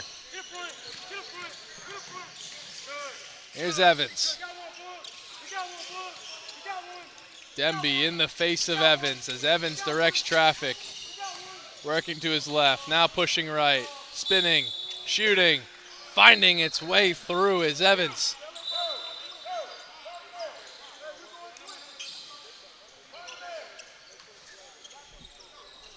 They're going to call that foul against Purnell, not Demby in Chester. So the N1 bucket, courtesy of Vincent Evans, is looking to be turned into a three-point play with this free throw. It will not be. Demby carries. Cutting inside, finding his spot, off the glass. Beautiful move from Demby. Just makes their way in front of their defender. Comes to a complete stop and puts up a beautiful shot. Kind of reminded me of Jalen Brunson. Into the corner now, along the baseline, out to Evans. Foul called against Seaford. Chester's going to take over with 3:13 to play here in this first half. That full court pass yielded points. That was Gilliard, who is awaiting. 16-5. Evans looking to make up some ground. His squad down 11. He spins. He shoots. He got it.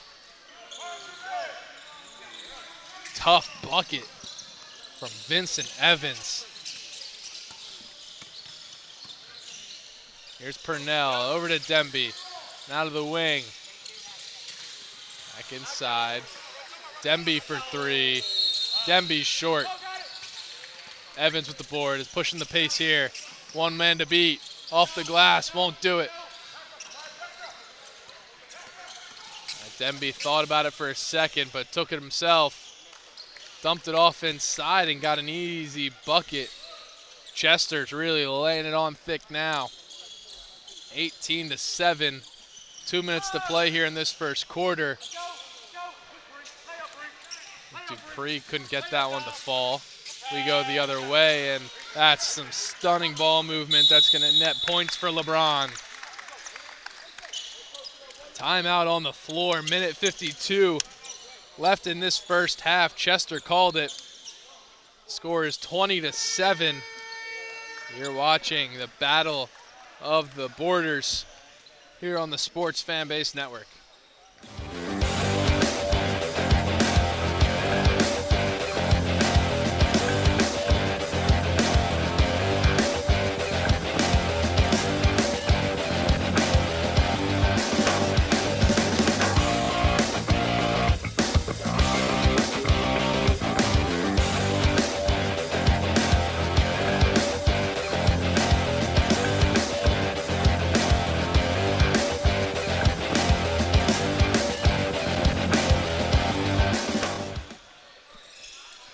Welcome you back in, where Seaford finds themselves in a dangerous spot early, down 20-7. Just a minute 53 left to be played in this first half. They have got to make up some ground soon. Chester's been smothering on all accounts, but Vincent Evans has been playing strong throughout. Into the corner it goes. Worked back up top, ball knocked away and corralled by Seaford. With it is Robinson.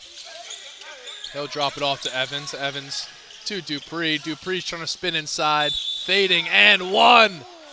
Tough bucket as Dupree fades away, gets slapped, and puts it through. He'll head to the line with a chance at a three-point play.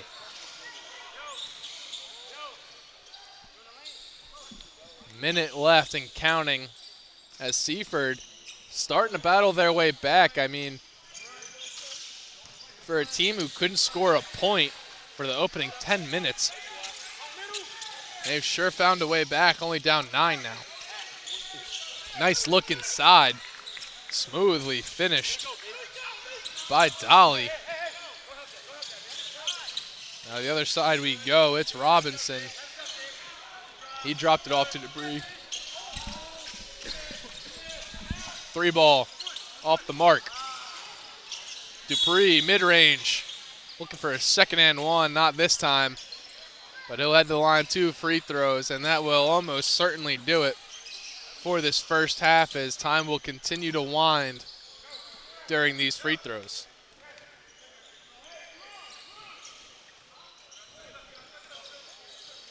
First shot is nailed, and that's going to sound the buzzer. Dupree will be the last man standing at the stripe as he attempts to bring his squad within 9. Seems like they've just been without any answer for this Chester squad. I mean, defensively, Chester is kind of been easing up in the recent couple of minutes, but started this game off extraordinarily hot. And the squad is just so deep for Chester. I mean, you've got guys like Dolly coming off the bench. You've got guys like Davis coming off the bench. You've got guys like Lindsay starting, Gilliard off the bench. The Malore-Granberry injury is a tricky one because he really gave you some nice depth. But then you look at the other end where Tajiri Bacon is the only player coming off the bench for Seaford. They've only got 6. It's certainly a challenge for Seaford, but that's going to do it for the half. You're watching the Battle at the Border on the Sports Fan Base Network. We'll be right back in a minute.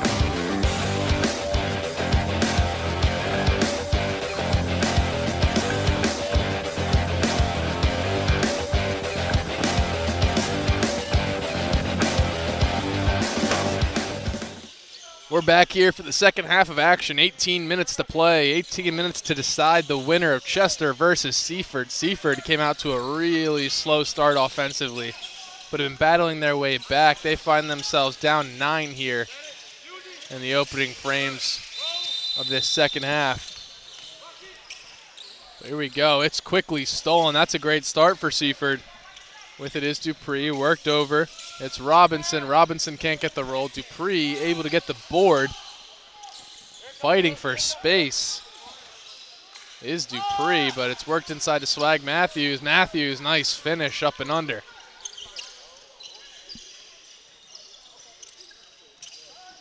Chester with a 7-point lead. 17 minutes to play. Demby, nice inside look. Demby is a spectacular feeder.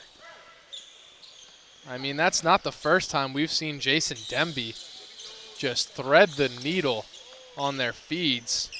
That time it couldn't be completed for a bucket by Kamir Brown, but nonetheless, the ball was there right where it needed to be. And that sent Brown to the line. So that's certainly something to keep an eye out for, is Jason Demby's assist package.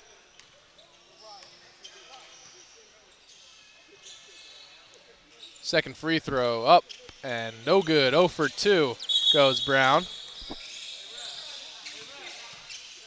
Possession will stay here.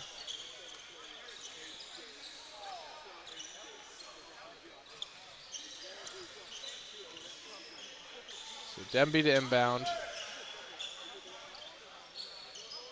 Evans having a word with the official, just trying to figure out what's what. As Lindsay puts up a 3, that one pure as the day is long. Nothing wrong with that one off the hand of Lindsay. Puts Chester up 10. Evans to respond. He's working against Demby. Cross-court pass, 3-ball in the way, 3-ball delivered. Chester coming right back at him. Lindsay to Demby. Demby to Davis. Davis inside, won't fall. Brown got the board, and a foul will be called here. I'm going to say it's against Purnell, number 5.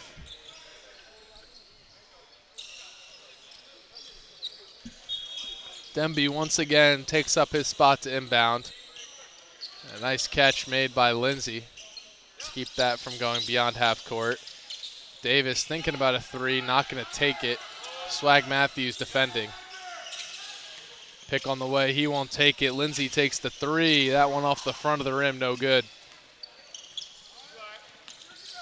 Here's Evans. Demby trying to shake off the massive Matthews to defend Evans, and Evans finds his way into the paint, but he just can't get that one to fall. Here's Matthews for 3. That one's short. Robinson couldn't get the board, so it's Davis the other way after a full court pass. That was spectacular.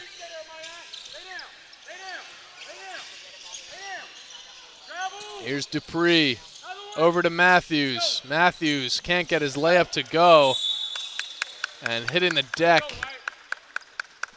is Dupree. Or not Dupree, I apologize. That was number 24. It's Dale. So Davis carries across half court, his squad up 9. He'll set up his 3. Won't fall. Matthews across the court, 3 on the way. Still no. Dupree can't get the rebound. They're going to get a foul called. I'm just going to say that's going against Brown, and Brown couldn't believe it on the box out against Matthews. Just a little bit overzealous. Demby pleading his case on behalf of Brown, but it's not going to work out for him.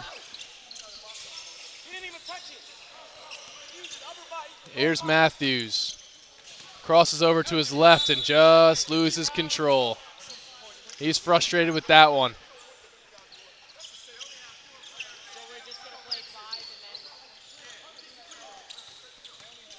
Now it's Demby carrying.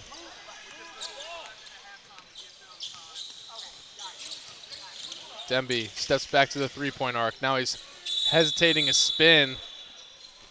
That one went through, but they're going to call him with a ward. Offensive foul going against Demby. Probably the correct call made there. Snow Evans has got to battle through a full court with Demby in defense. Pick on the way. That's Bacon laying it down. Evans with the ISO. Up and under. Fouled. That was silky smooth. Tapping his chest is Dale. Mayan Dale saying, hey, that one's on me. Got a little bit too handsy there.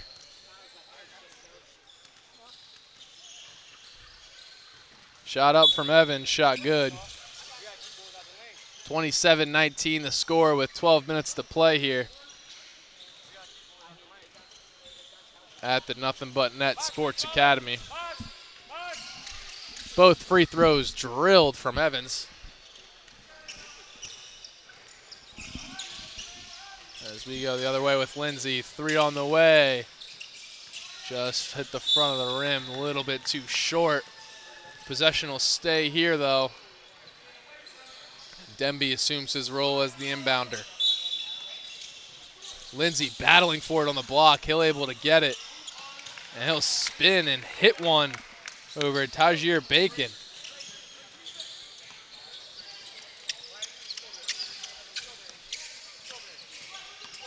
Here's Evans. Delay called. Demby is static about it. Just keeping Evans in the backcourt for just long enough. It's these mental mistakes that are piling up for Seaford has not allowed them to get any kind of momentum back in this game. I mean, it's only a 9-point difference with 10 minutes to play. That lead is not insurmountable, but it feels like it might be just because of all the mental mistakes that Seaford is doing to shoot themselves in the foot. Easy bucket there from Davis. Matthews has got to get one here. They've want any hope to come back. Evans able to do it. Nice vision from Swag Matthews. Here's Lindsay in the transition game. Pick on the way. It's used and slapped out of the hands of Brown. Same treatment given right back to Vincent Evans. And we'll head back in Chester's direction. See some substitutions as Brown takes a seat on the bench. Number 15, Darius Dolly, coming in to take his spot as Lindsay carries across half court. Makes a move against Dupree, gets by, but just loses possession. They'll call a foul here, or no foul called rather. 9-point difference as Evans got to make something happen. It's Matthews, deep two. A lot of contact. He hit the deck. The shot didn't go through. Transition won't fall the other way. Shot was way off. Looked like some contact, maybe just off platform shooting for Mayan Dale. It's going to give Seaford another crack at it.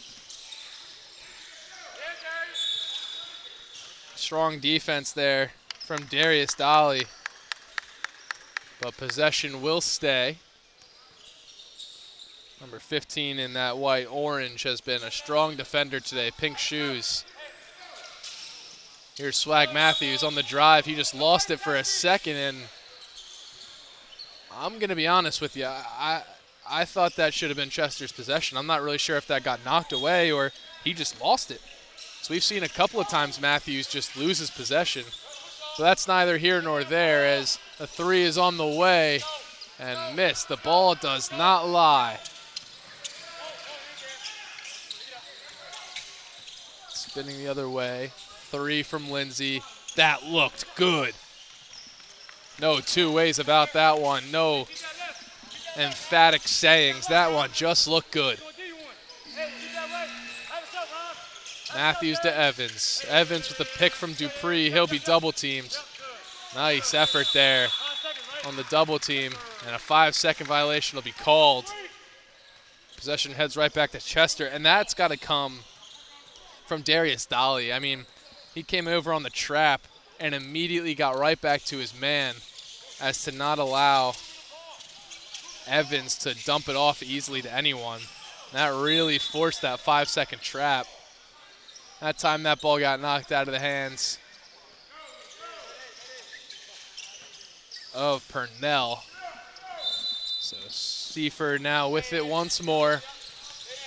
Just over 7 minutes to play as Matthews thought about a 3, but drove in on a 2-point attempt. He'll be fouled. 7 minutes and counting, 34-22 the score. It's a 12-point difference here. Chester has just been dominant all day long. Seaford just has not been able to hit their shots at a consistent clip. Whereas Chester has also been forcing them to make a ton of mistakes both in the transition game and in the settle offensive format. I mean, it's a lot of these mental mistakes that are just resulting in free points for Chester. But a timeout now going to be called by Seaford as the lead is cut down to 11. It's 34-23. You're watching the battle of the borders here on the Sports Fanbase Network.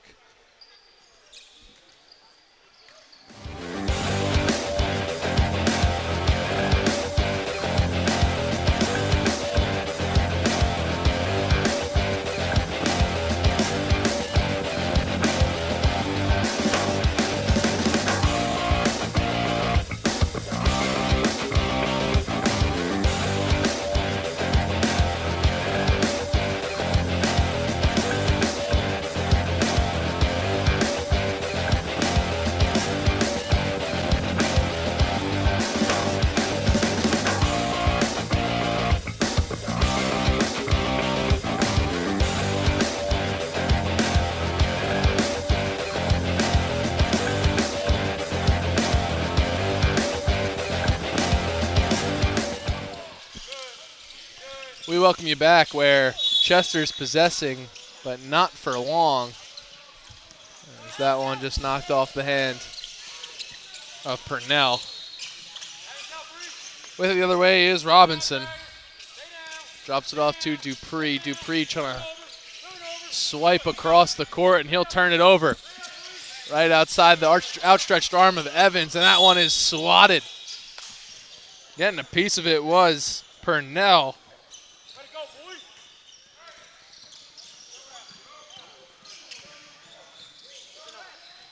An interesting fact here I'm just looking at as I'm looking at these two rosters. I don't know if these two guys are related, but number 5 for Chester is Breon Purnell, and number 5 for Seaford is Aaron Purnell. So how about that? Two Purnells both rocking the same number, both playing against each other in today's battle of the border. Dupree off the mark inside. Matthews able to corral the offensive board. 5 minutes to play here in this contest. Swag Matthews dancing around the three-point arc. He'll drive inside. A lot of contact. He'll be fouled.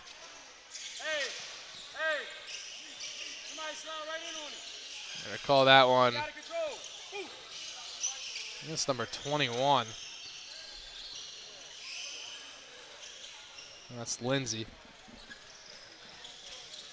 Clock's still running here, 4:43 to play.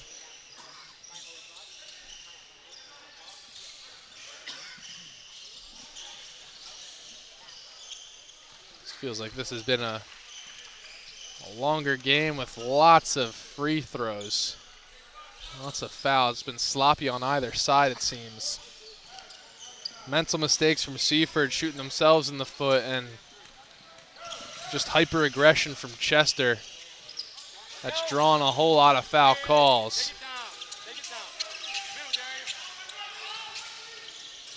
Demby works it over to Davis. Davis was facing a trap, so he just dished it up to Lindsay. Lindsay for three. That's nothing but nylon. Matthews moving to his left, putting a shot up. That's stuffed. In the open field now. Easy layup for number 21, Lindsay. Now the full court press from Chester and Demby.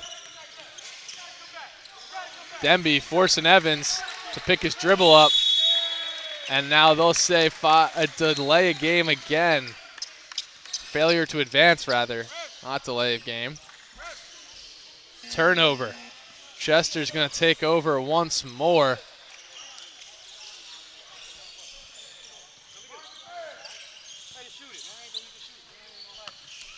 Lindsay to inbound. He'll find Davis. Davis taking his time, crossing half court. 3 minutes and counting. He's faced off against Swag Matthews, and he'll make his move. He'll get by two, up off the glass, just can't get the roll. $1 million move, 2-cent finish. Other way is Evans, and the toilet bowl spin just rims out. Demby, full court, intercepted. Full court right back the other way, out of bounds. Enoch Dupree not able to corral that. So Demby will take the inbound with 2:30 left to play. Dribbling along the baseline, dumping off to Davis. Davis couldn't hold on to it. So we've got yet another turnover in this game. It's Dupree pushing the baseline. Kicked it out to the wing. Pump fake. Spinning mid-range. That looked way off from the moment it left his hand. Now the other way, beating everybody and getting swatted with authority was number 24. That was Mayon Dale. An emphatic swap, too. That came from Robinson, trailing the play, just full head of steam. Came in with no regard for human life. Just spiked that ball right back into the court. So here's Evans. Robinson, three. Robinson can't get it to rattle home. Here's Davis now, 1:25 and counting. 30 seconds on the shot clock, so they can get this down to about 55 seconds or so without putting up a shot. It's a 15-point difference here, so not looking great for Seaford. Davis works into his left, kicks it to the corner. It's Lindsay. Lindsay just wedges it in between the backboard and the rim. We'll head the other way with Seaford. That was Mayon Dale in defense, and he'll be called with the foul. Now, typically the clock stops here on these free throws, but this game a little bit out of reach for Seaford, so the clock is going to continue to run. 33 seconds and counting. 41-26 the score. It was a really nice day here from everybody on Chester, really. I mean, they have a huge bench, and every name I'm looking at did something major and produced today. Jason Demby, number 12, possessing it right now. He had a spectacular game. Lindsay with a bunch of huge threes. Purnell, gritty defense. Kamir Brown, strong on the post. Darius Dolly, he was great on the defensive end. And, of course, everyone hoping for Jay Mallory Granberry to make a speedy recovery and hope he's doing all right. Almost certainly that's where the Chester players will head to first to check on their guy. But that's going to do it here for the 5 o'clock window.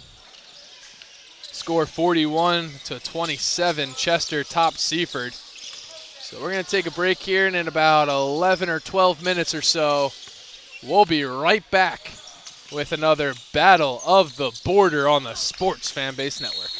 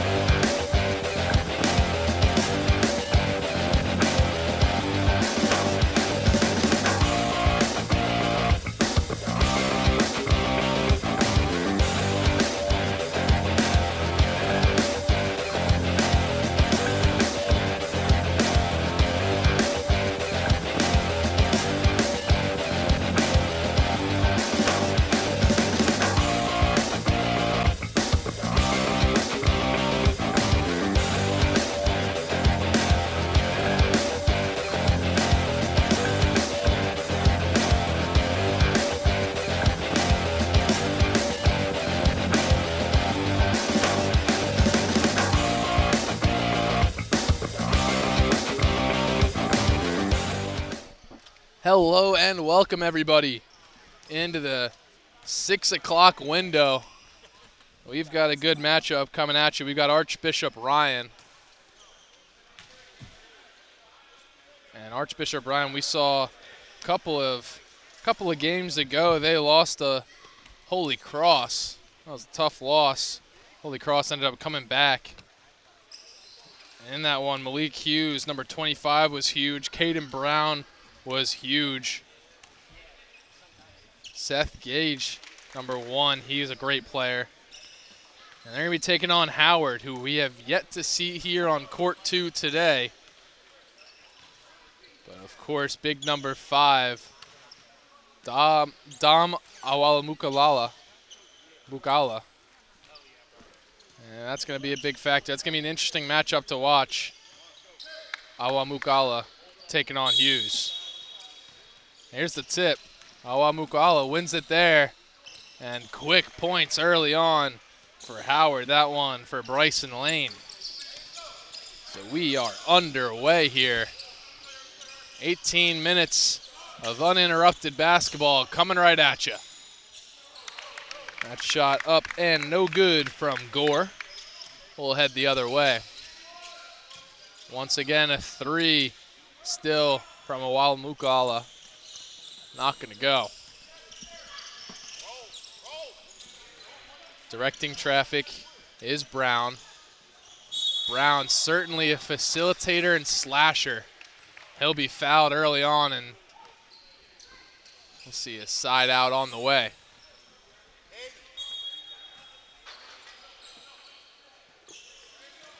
Fade ball to Hughes. He had his pocket briefly picked. That was knocked away by Awamukala. I'll tell you what, beloved viewer, that is a tricky name, and I feel like I deserve a little bit of credit here. And I'm going to keep going with it all day long. The other way, it's knocked out of bounds, and we'll head in Howard's direction. It was with E.J. McNeil for a brief moment. But strong defensive effort from Howard steals them a possession. Coming the other way, and it's Besa.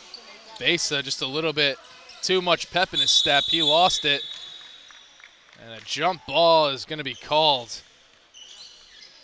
So we're in for a gritty matchup here as Ryan's going to take over. That's Seth Gage. Worked over to McNeil.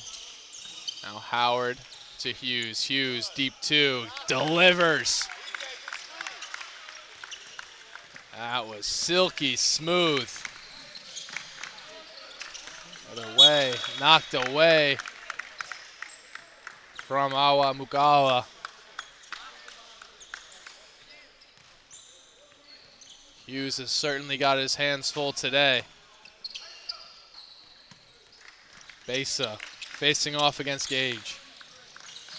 Kick to the corner, 3 on the way. Not gonna go. Second chance, still no. Rebounded by Gage. He's slicing through 2. Kicks it over to Gore. Gore inside. Another shot at it. This time, yes. Besa behind the back. In contact, he's fouled. They're going to get Seth Gage for Archbishop Ryan, number 1 in red. That one just out of the reach of Isaiah Gore. Besa kicks it out. Abdurafi, who's got a silky smooth jumper.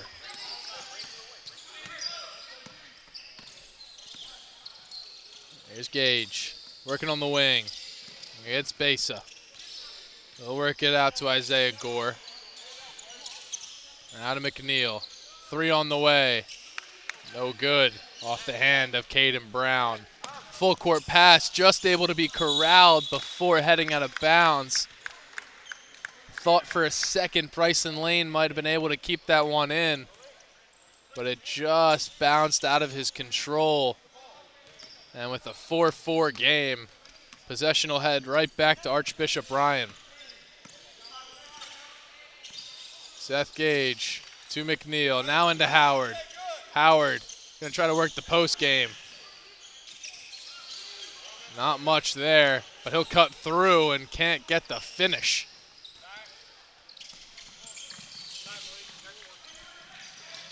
Going the other way and easily finished by Howard. Nice coast-to-coast moves. It's Gage on the baseline, kicked it out to Hughes. Hughes mid-range, won't fall. And ball will go to Howard. It was contested below the hoop. Last to touch at Archbishop Ryan. 13 minutes to play here in this first half. Seth Gage defending, taking on Besa. Besa to the corner. Mid-range is blocked by McNeil from behind. Second chance for three. No. Kicked out to the wing. Besa made one-man miss, puts up a three. It was short and rebounded by Gore. Gore able to find Gage. Gage to the baseline for Brown. Brown up, he's fouled. That one's gonna go against number 3 for Howard. Of course, the elusive unnamed number 3. But that'll send the other known commodity number 3, Caden Brown, to the line. First free throw, no good. This is the second game of the day for Archbishop Ryan. Had a few game break in between. It's very helpful.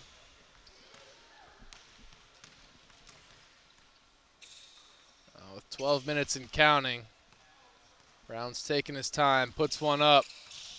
It'll find its way through.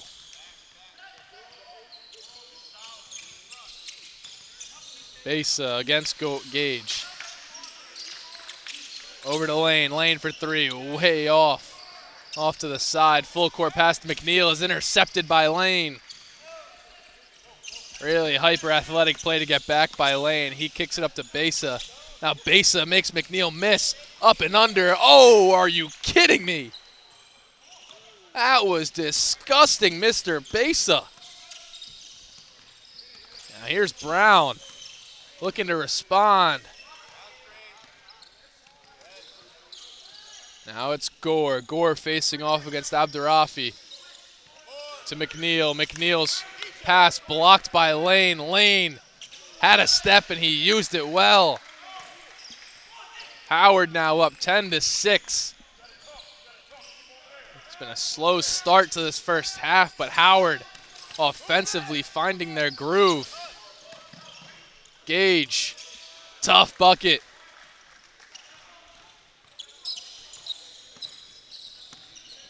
Here's Besa. He's got some great handles. Good look inside. Finished strongly by Awa Mugala.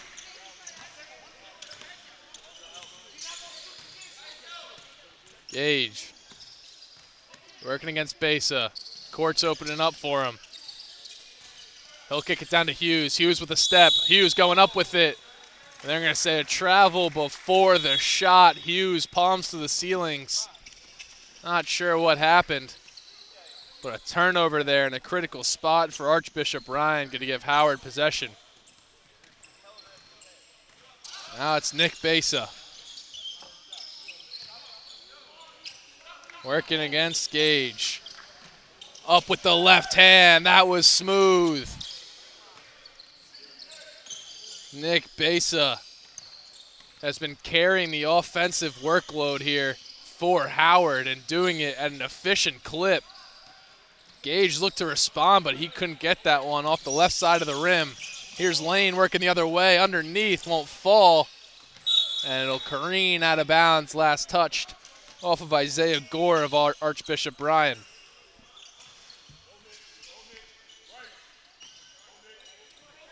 Bryson Lane inbounds.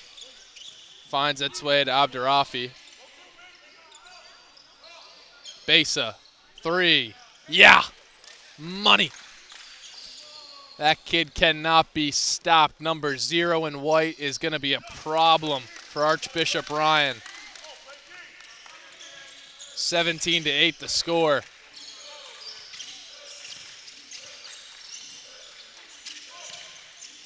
Besa's got 12 of the 17. That's knocked away from Hughes. Up to Besa. Besa slam! Is there nothing this kid can't do? Stolen again. Guess who? Open floor. Off the glass, won't fall.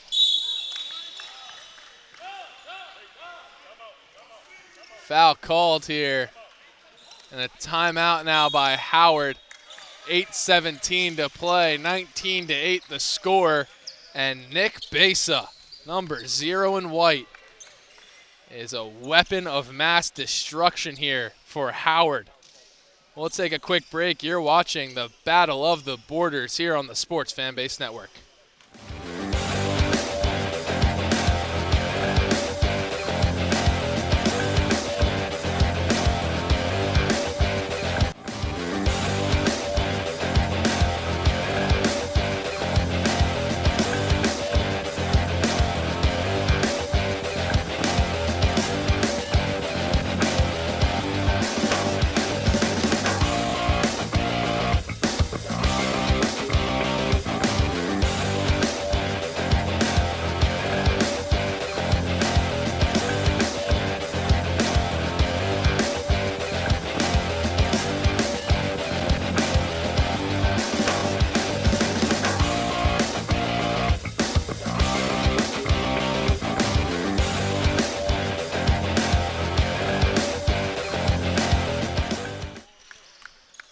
Carrying now is Seth Gage. He's facing down Nick Besa. Besa, who has been a weapon for Howard in the early goings of this first half.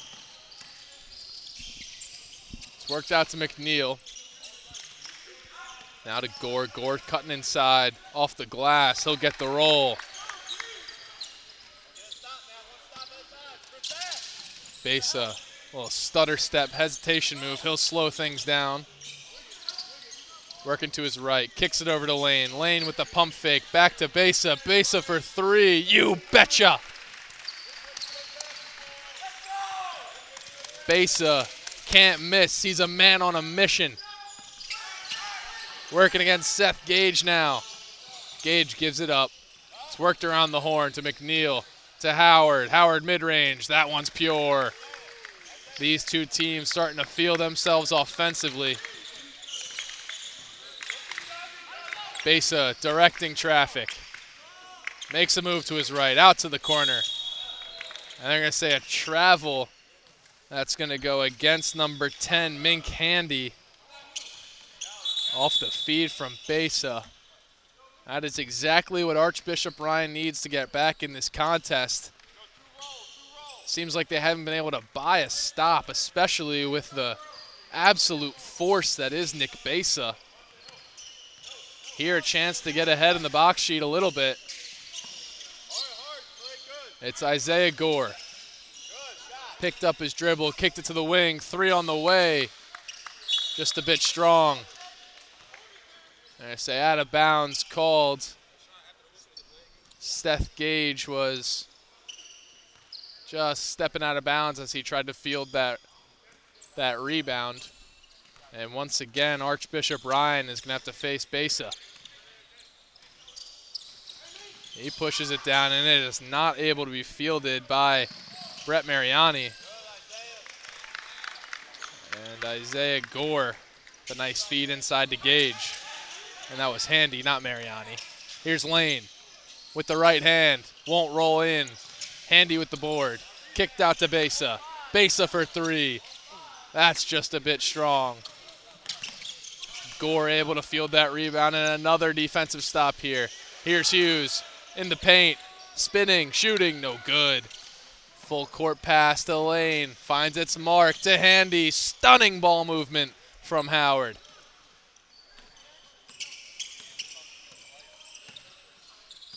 Seth Gage and his squad down 10. Pick from Hughes, he'll use it, and Hughes can't corral the pass on the pick and roll. Another turnover here for Archbishop Ryan. Besa. Beautiful feed inside. He found Awal Mukala.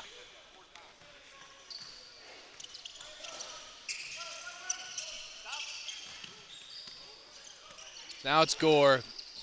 Gore to Gage. Gage to Howard. Howard on the wing puts one up. That one just clatters off the right side of the rim. And Lane will carry across half court. Lane with some strength. Won't get the roll. Handy fighting for the rebound, and he will do so valiantly. And he'll draw a foul call against Jack McMillan.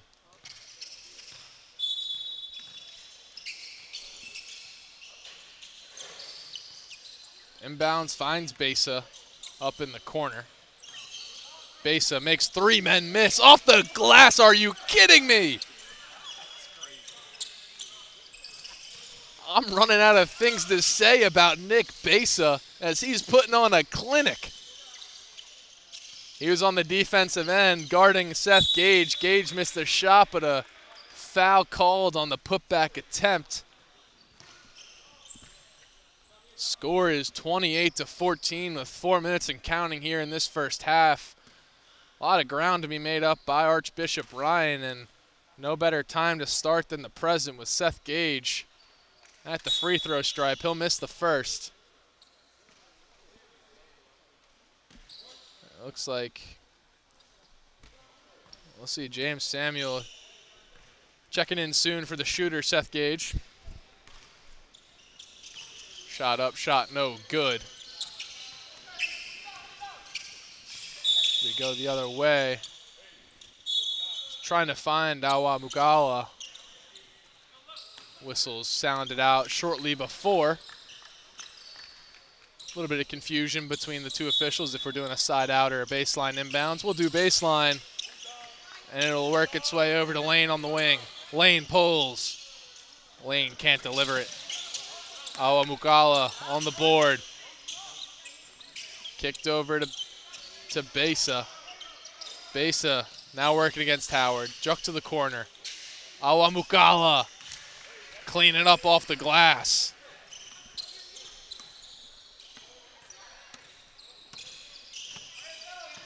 Isaiah Gore carrying along the right side. He's facing off against Abdurafi. Whistles blow out. A foul going to be called. It's going to go against number 1. That's Ghazi Abdurafi. That'll send Isaiah Gore to the line.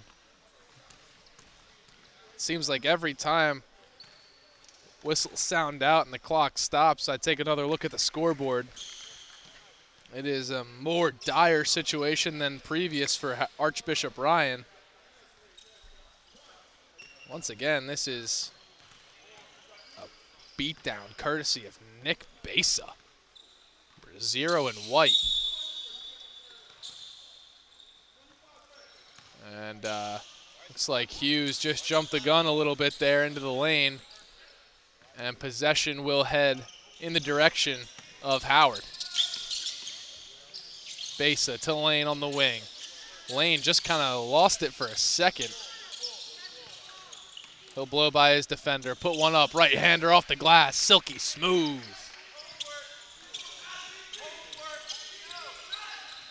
It's 32-15 as it is a 3 on the wing the other way. Won't fall. Lane with the board. Here's Besa with the right hand, pushing into the paint.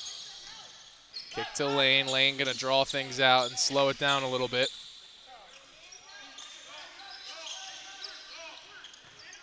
He's being guarded by Thompson. Awa Mugala just couldn't field the pass. A little bit too strong for him. Bounced off the hand, and Thompson took it the other way, but a beautiful block by Bryson Lane to deny free points to Archbishop Ryan.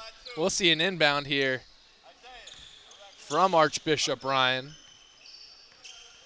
We've got just 27.4 seconds left in this first half. Clock is stopped at the moment due to court cleaning. And they'll start once again. Here's Hughes. Step back. Mid-range. Yes! Big bucket from Hughes. Get his squad back in it. 8 seconds to shoot for Besa. Actually, 10 seconds. He'll make a move with his left hand. Up. He'll be fouled hard. And that's going to do it for the first half. His time will expire with Nick Besa at the line. He's looking to extend this 15-point lead to a 17-point lead in the half, potentially on the way for Howard, pending Nick Besa free throws. But we'll stay right here as these attempts go up. Minute 43 break for all other players on the court. First free throw, no good. I gotta be honest with you, I mean, this is not my first league second free throw drilled. Not my first league where all the players leave the court if a foul is called at the end of the half.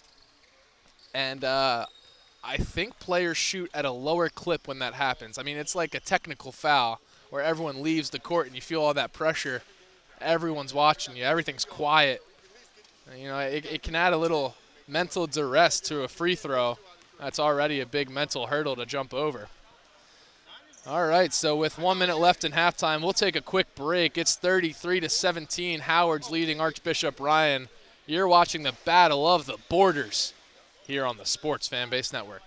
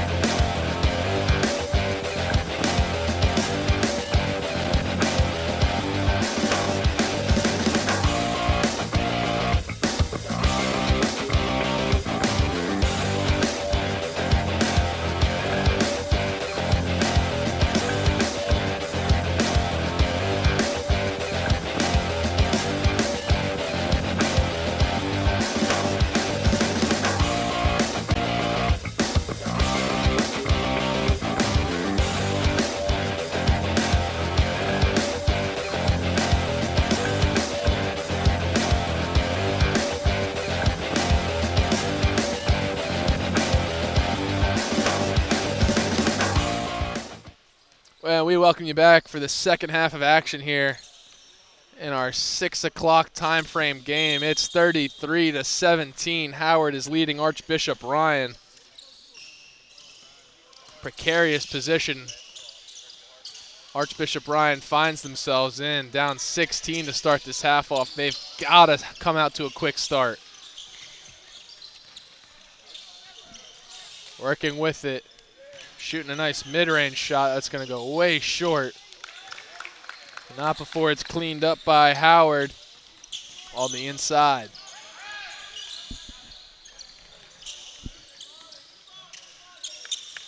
Abdurafi able to cross half court. Gore in defense. Kick to the corner. Here's a three. Not going to fall. It's Howard now. Taking on Lane, deep three, just rattles out. Other way we go with Lane, dumps off. Can't get the end one, but we'll see Awal Mukala head to the line to shoot two. And that would have been a spectacular finish had that ball just rolled maybe a half an inch inside instead of outside, but Awa Mukala able to hit the first.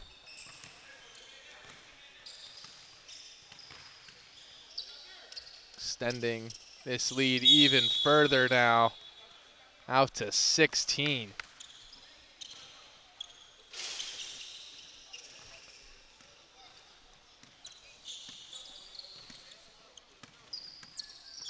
Point guard Seth Gage dumps it off to Isaiah Gore. Gore pulls a three. Gore's off the mark. Besa able to get the board. Works it to Lane. Lane for three. That's off the front of the rim, won't fall. Brown corralled that offensive board and fought through traffic. And up and underneath finish couldn't go. Here's Besa in transition. Going the Euro, reverse finish. Yes, you betcha.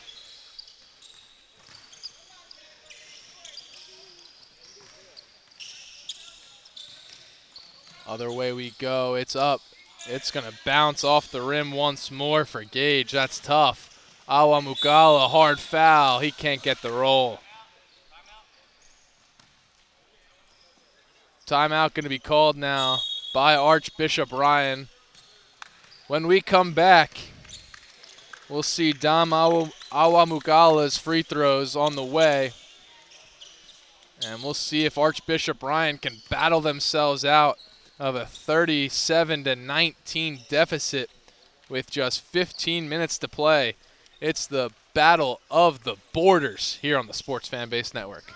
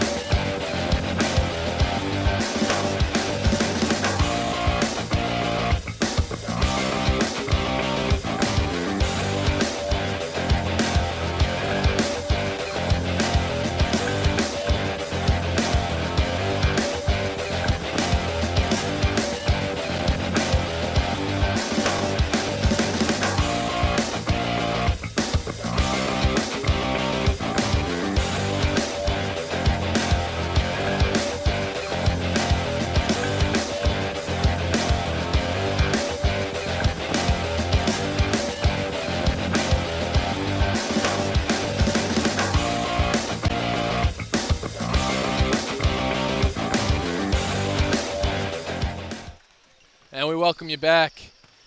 And at the line now will be Dom Awamukala, number 5 in white. He's been having a nice matchup all day today against Malik Hughes. Malik Hughes took over the previous game Archbishop Ryan played against Holy Cross. Both free throws up and good. It's a 20-point difference.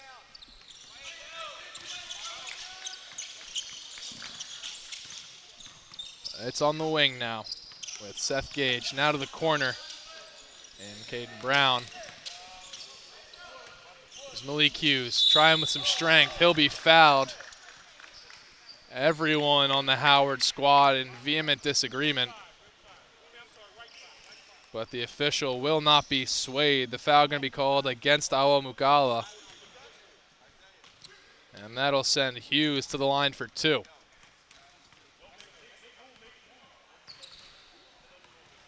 Trying to get some clarification there was Mink Handy, but his coach is saying, hey, stay away from the officials.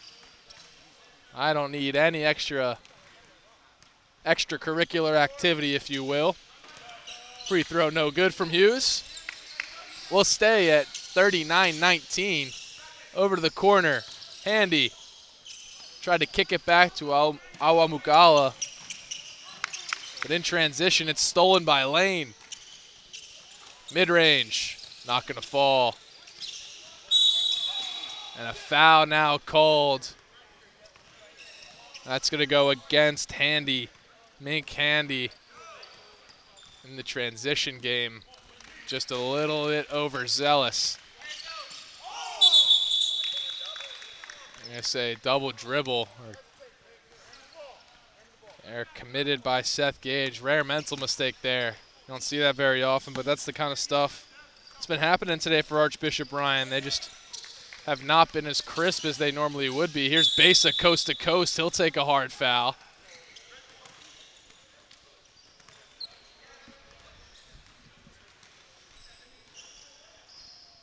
Besa now sent to the line for 2.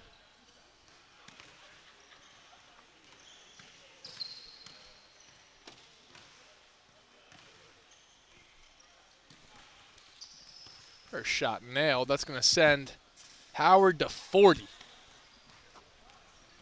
Certainly starting to get away from Archbishop Ryan now. Over double the score. Besa. I haven't been keeping an official count, but I wouldn't be surprised if Besa's got more than 19. Certainly is close. Now here's Malik Hughes setting up for three. That's on the way long. Lane able to corral the rebound. It's worked down to Awa Mugala on the block. And his pass intercepted. Howard chasing the ball in the open court. He'll initiate contact, not get the foul. And crawling along the ground and somehow finding its way to Hughes for a bucket. That was the most miraculous bucket I've ever seen by a crawling Caden Brown to just flip it over his head to Malik Hughes. That was spectacular. Now they're going to have to wipe off the part of the court that Caden Brown was crawling along. How about it? So clock stopped with 12:11 to play due to court maintenance. Besa trying to be the quality tester, as you can see. And he'll help out a little bit. Just making sure everything is up to specs over there is Nick Besa. And now we'll see the inbound on the way from Howard. 12:11 on the clock, quickly inbounded to Besa. And we're back rolling. Besa thought about a step back for a second, but instead he kicks it over to Lane. Lane made one man miss. Besa wide open. Oh, that was spectacular. And Besa knows it too. Great ball movement there by Lane and Besa working the two-man game. Ala Mugala facing off against Hughes. Lane tried for the back cut steal there, but McNeil able to put that one through. Now it's stolen by Gage. Worked over to McNeil. To Hughes for three. He's got that one. 26-43. They're clawing their way back slowly. And once again, Archbishop Ryan with possession. If there's any way to come back in this one, 3 back-to-back-to-back possessions, all with potentially points, is a massively impactful way to do so. Inbounded to Hughes. Hughes dumps it off. Howard, yeah. Caden Brown. Put that one through. And stolen once more. Going up with it and will be fouled is Isaiah Gore. So 4 possessions that Archbishop Ryan gets back to back to back to back. And a timeout now going to be forced. Howard going to call it. Suddenly this 20-plus point lead has evaporated. It's now 43-28 with 10 minutes and 45 to play here in this second half. Things are certainly getting interesting here. It's the Battle of the Borders on the Sports Fan Base Network.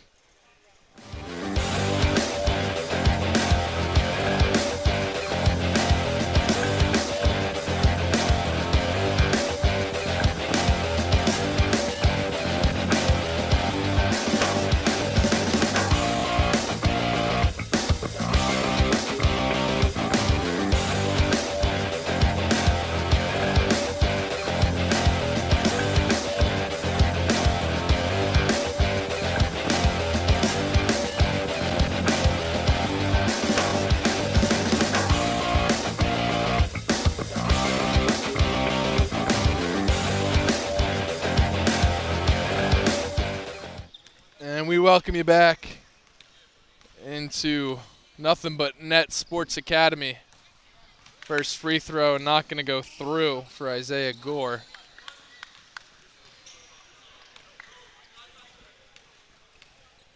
Plenty of time here for Archbishop Ryan to come back. The difference is 15. It was 23 just a couple of moments ago. Now struggling to get it across half court is Howard. Stifling defense from Archbishop Ryan. But nonetheless, Besa with it. To the wing, 3 on the way. Rebounded by McNeil. Here's Gage to McNeil, to the corner. It's Hughes. Not gonna go. The entire Archbishop Ryan bench stood up and walked onto the court with their hands in the sky on that Hughes three-point attempt. It was candidly quite anticlimactic to see it bounce off the rim.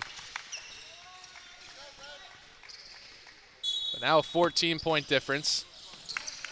Base has got it on the inbound. He's been a little bit quieter here in this second half. Ryan's been doing a nice job of keeping him in check. It's Handy. That one's not going to fall. Awa Mukala on the board. Now Lane worked it inside, but that was intercepted. Here's Hughes, one-on-one. Euros off the glass and in.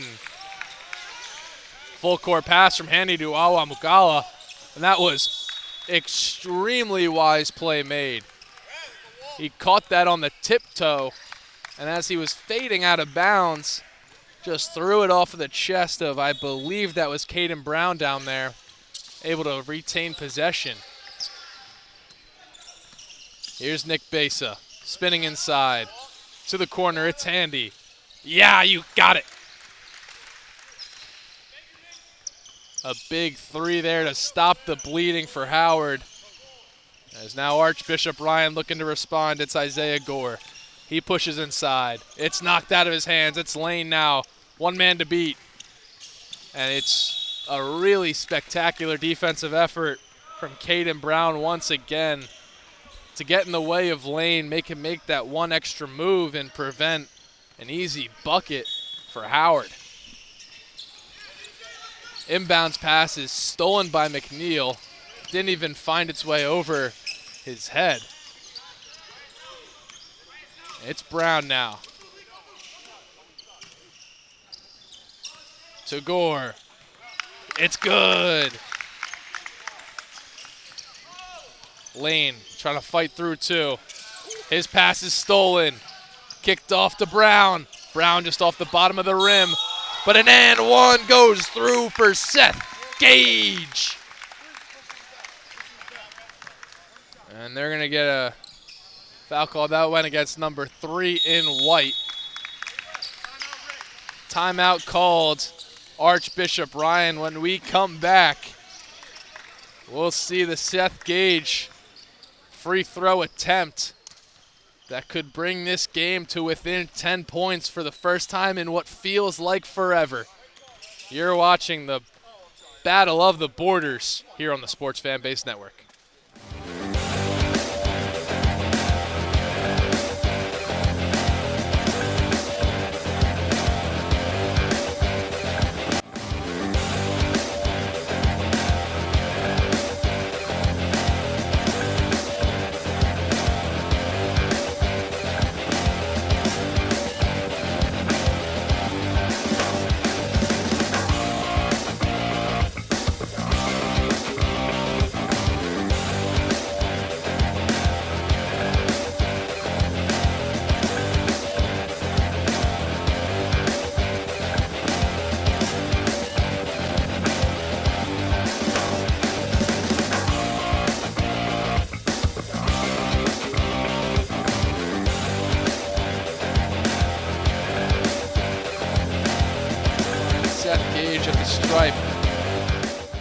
Looking to bring this down to just a 9-point deficit after Archbishop Ryan was trailing by over 20 at one point this game. They're going to avoid a backcourt violation as that knocked off of a Howard defender. Caden Brown, mid-range, off the front, no good. Lane able to corral that rebound. And Bryson Lane fighting through traffic only to lose possession. He fell into the knee of Caden Brown, and Caden Brown a little bit gimpy getting up. Looks like he's all right. Just a mass effort from both squads here to wipe all the moisture and debris off the court once more. 7:13 to play.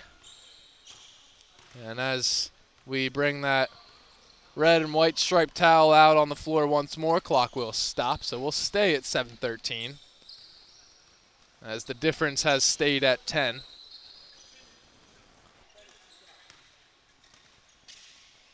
An inbounds coming from Bryson Lane. He'll find Awo Mugala, who's spinning along the three-point arc. Lane lost it for a second, but found its way to a teammate. Put back attempt, Bryson Lane. And once again, we're going to call for yet another stoppage and bring out that fabled red and white towel once more. So clock will stop, 6:58 to play. Lead back up to 12 for Howard. Well, my question here to myself, I suppose, is what kind of strategy do you want to employ getting back in this game? Are you going to just start firing off threes left and right? Or are you going to work inside? Me personally, I would force feed Malik Hughes in the post and let him go to work. Will they do that? I think it should be the Caden Brown and Malik Hughes show. Sprinkle in a little bit of McNeil, number 22, and we'll call ourselves a day. But here with it, it's Gore. Gore's shot not going to fall. No foul called. Looked like he wanted one. Bryson Lane on the rebound, and he'll carry it across half court himself. Gore in defense. Awa Mukala setting a pick. And Lane will take it inside. He'll be fouled. A lot of contact. They're going to get McNeil as the perpetrator. 2 shots on the way for Bryson Lane.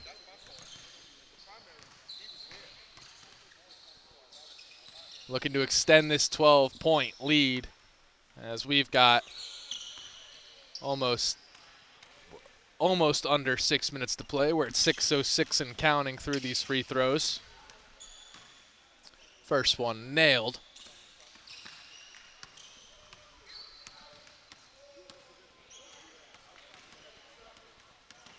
Lead creeping back up slowly to 14 for Howard.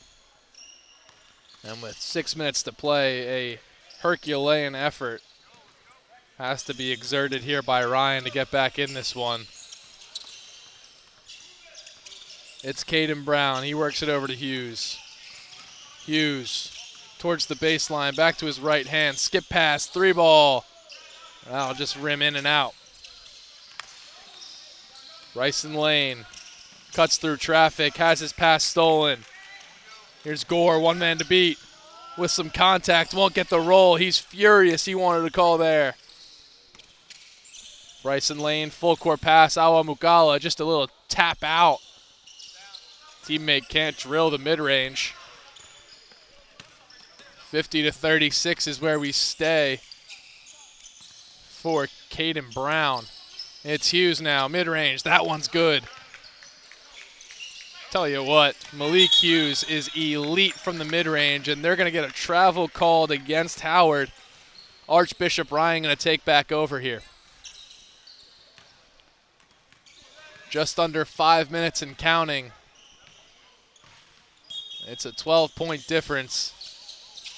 And Hughes fields the inbound. He'll take another mid-range. He'll take another beautiful mid-range.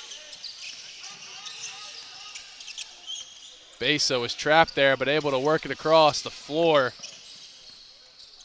With it now is Abdurafi.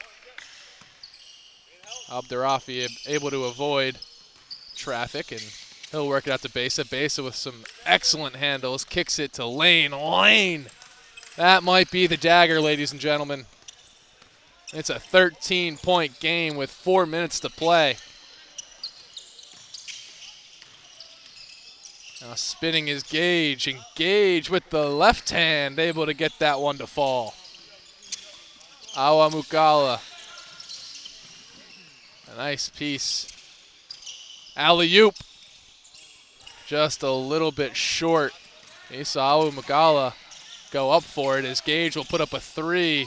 He's got that one. 45-53. Besa on the sideline. They're going to call a foul along the sideline against McNeil, as he was the one to push out Besa.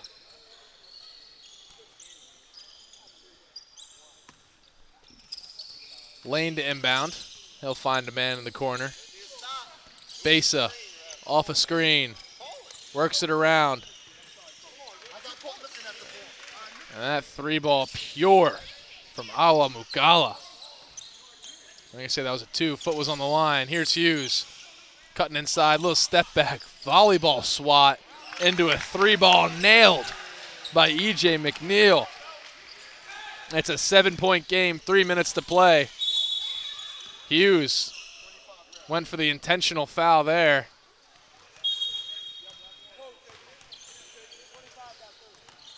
I got to admit, with a running clock, I'm not sure how I feel about an intentional foul down 7.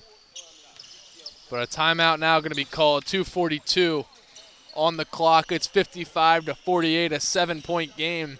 Archbishop Ryan is hanging around. You're watching the Battle of the Borders here on the Sports Fanbase Network.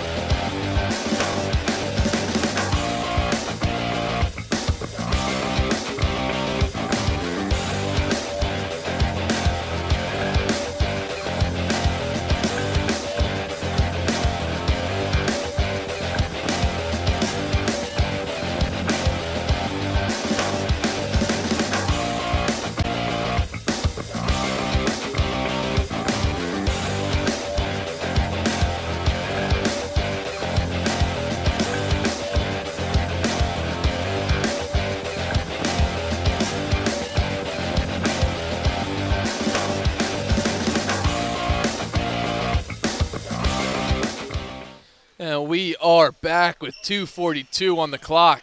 It's a 7-point game. Howard leads it over Archbishop Ryan. Howard in possession off the inbound. And it'll be almost stolen right out the gates by Isaiah Gore, but it just bounced off his shins. He couldn't field it. You got to imagine if he did, suddenly the momentum would be right back with Ryan. And Howard would find themselves on the ropes, but instead, we see Nick Besa looking to establish control here. 18 seconds to shoot for Besa. He spins inside, jump stop, up with the right hand, won't go. It's Hughes to Brown, back to Gore. Too long, but it's knocked out of bounds. We'll see where they point. Not too certain about that, but possession will head to Howard. Official had a better view than I, but the crowd on the baseline is in utter disbelief. It's a brutal break. Howard slowing things down.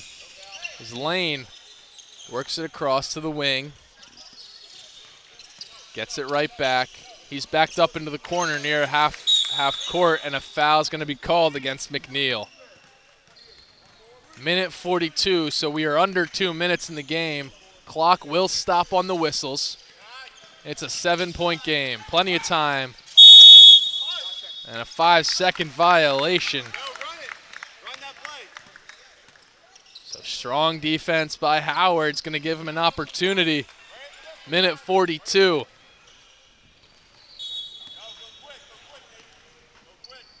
Caden Brown carrying across half court. They've got a short time to work, so he's got to initiate here. Worked inside. Beautiful move. And the finish. Stunner from Seth Gage. Besa, he's trapped. Awamukala able to pass it over to Lane, and Lane will be fouled. I can't believe it. It's a 5-point game.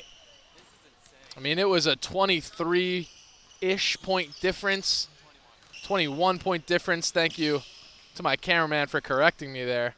21-point difference, and suddenly it's within 5.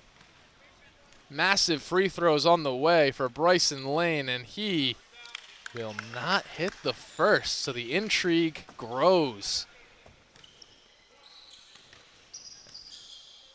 And the whispers of this Ryan comeback are starting to grow as both free throws are missed. It's a 5-point difference, 2-possession game, minute 16. It's Hughes.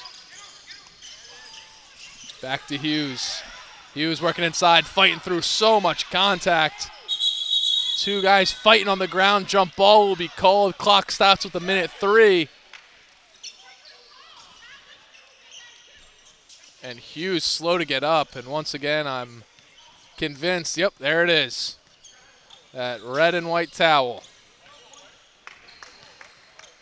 The condensation sweat on the court is visible from where I'm sitting, and looking through the camera monitor now, you guys can even see that at home.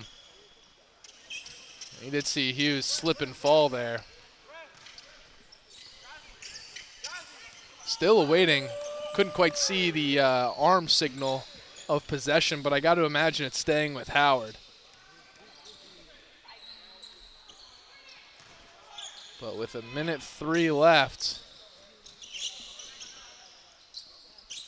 and it's certainly coming down to the wire. Yes, indeed. There's my confirmation. Archbishop Ryan with possession. Now, if I'm in this instance, this might sound crazy. Hughes 3-ball. Malik Hughes, he is a great 3-point shooter. But he'll take it inside despite my request, and he'll hit the deck hard. Besa, loop pass. It's fielded just barely. McNeil was closing out. 28 to shoot, 47 on the clock, and Hughes will commit an intentional foul against Bryson Lane, sending Lane to the line. So it's not over if Lane hits 1. It does get exponentially harder if Lane hits them both. First shot, up and good. So it's a 6-point game. It's a 2-possession game. Both of those possessions would have to be 3 balls or and ones, but this is for the 3 score, and he's got it. That's a backbreaker. Here we go. Quickly putting one up. Not going to fall for Seth Gage. And Bryson Lane will be fouled once more with 32 to shoot, or 32 to play. Shot clock is off. 7-point difference. Those previous free throws, if they weren't the dagger, this one might be.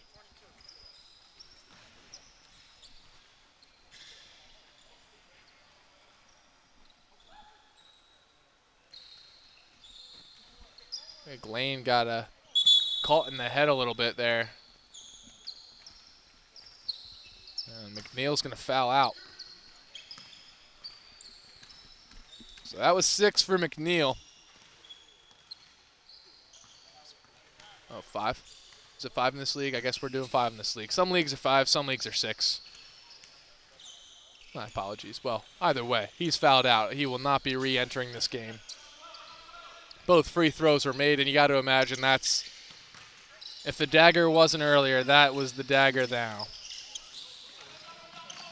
Here's Gore. Gore quickly puts one up. 20 seconds to play, 7-point difference. Foul called. Once again, it's going to send Lane to the line. That one was called against Thompson, number 12, in the tan Supreme shorts. Interesting uniform selection there by Thompson, but hey, I got to respect it. I'm not the fashion police. I'm just a commentator. Free throw and not going to rattle home.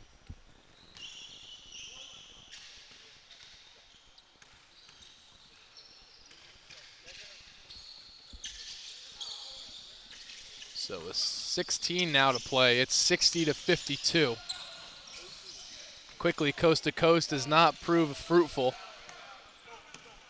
Running away is handy. Just trying to run this clock out, and he'll do just that. That's going to do it. A miraculous comeback from Ryan, cut short by a dominant Howard squad. They're going to win it 60-52 off the back of Nick Base's explosive first half. Bryson Lane's lights out shooting in the second. And Dom Awamukala's dominant rebounding all throughout. So we've got one more game ahead of us here at the Battle of the Border here at the Nothing But Net Sports Academy. So stay right here for that game. It's going to take place in about 5 or 10 minutes. You're watching the Sports Fanbase Network. We've got more basketball action coming your way.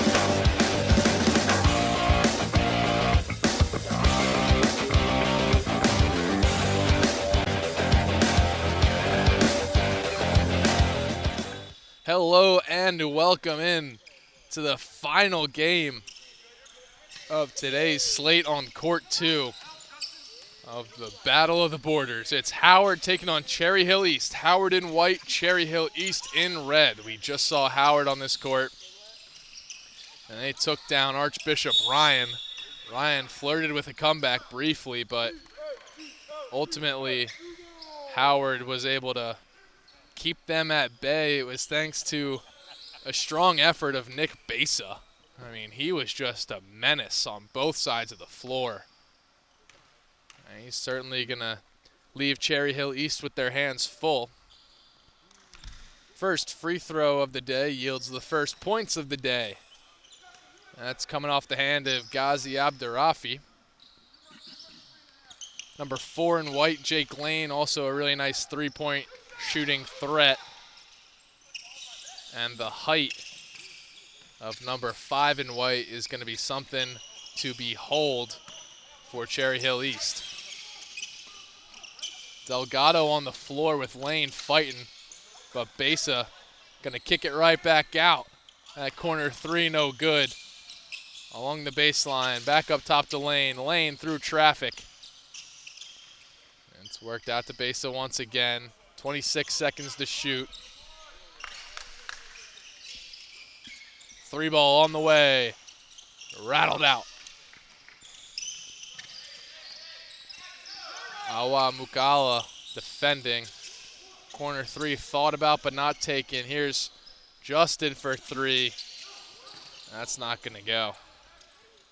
That was Justin Farber. He's a solid three-point shooting threat in the all-black shoes for Cherry Hill East. Here's a three from Besa.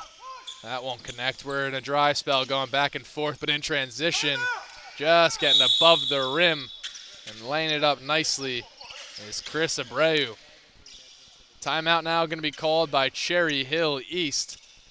Just 2 minutes into this contest, 2-2 the score. We'll take a quick break here. You're watching the Battle of the Borders here on the Sports Fanbase Network.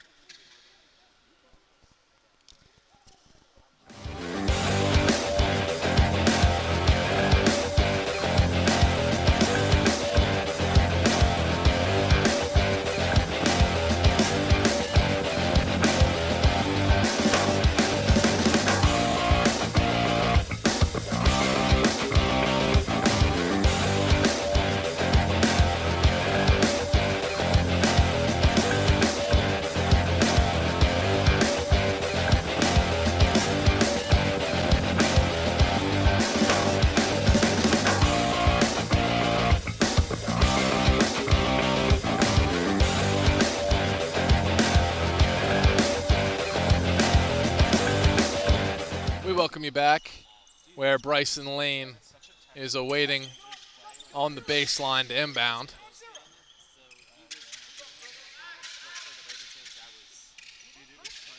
Nick Besa, he's getting face guarded here. They're going to try to deny access to Nick Besa. And he'll take it here.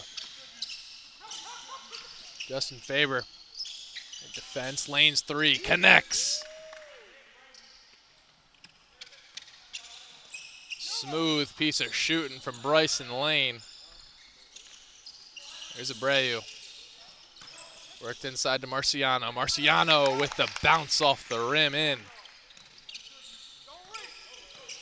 Now it's Besa. Worked up to Lane. Besa and Lane have a really nice two-man game that they work together. We'll see if we can catch a glimpse at that now. Lane tried to work it back to Awamukala, not successfully. Abreu is going to be fouled in transition. He'll be shooting two, courtesy of number 3 on Howard.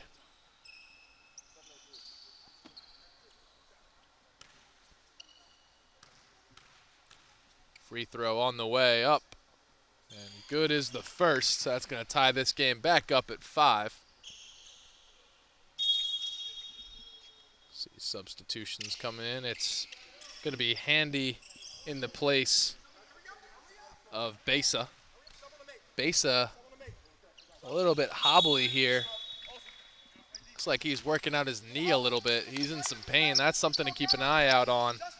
If Nick Besa returns to this game, will he be the same Nick Besa?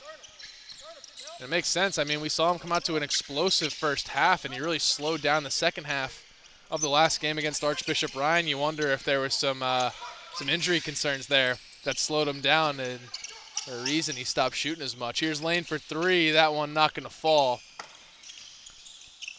Rebound corralled. Three ball again. That one's pure. Nice ball movement. Yields a solid three-pointer from Howard. Now Abreu looks to respond as he dishes to Marciano, and Marciano finds the bottom of the bucket. Quickly worked up top to Abarafi. Just off the rim. Rebound Abreu. And that pass is intercepted. Here's Handy, one man to beat. Underneath, won't get it. Just not enough spin on the ball. Abreu gets it back in transition. No look pass, barely able to be corralled by Marciano. And Marciano spinning inside, a lot of contact, no call. Cherry Hill East coach cannot believe it.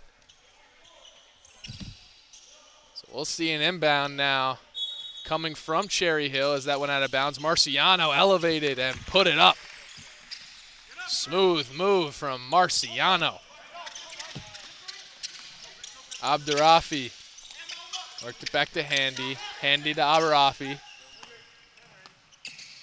He's directing traffic, driving into his right. Off to the wing. Three is good. It's the hot hand for Howard. Full court pass just out of reach of Justin Farber. And we'll get a turnover headed the other direction. It's 11-11 with 12:25 to play in this first half. Substitution leaves Awa Mugala on the bench.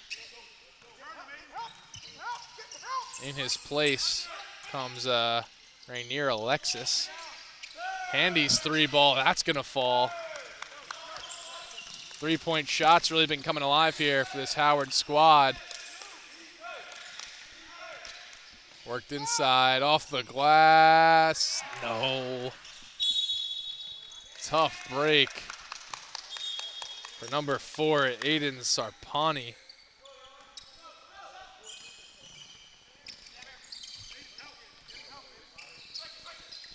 Now it's Handy. Working against Abreu. Floater. Too high off the glass.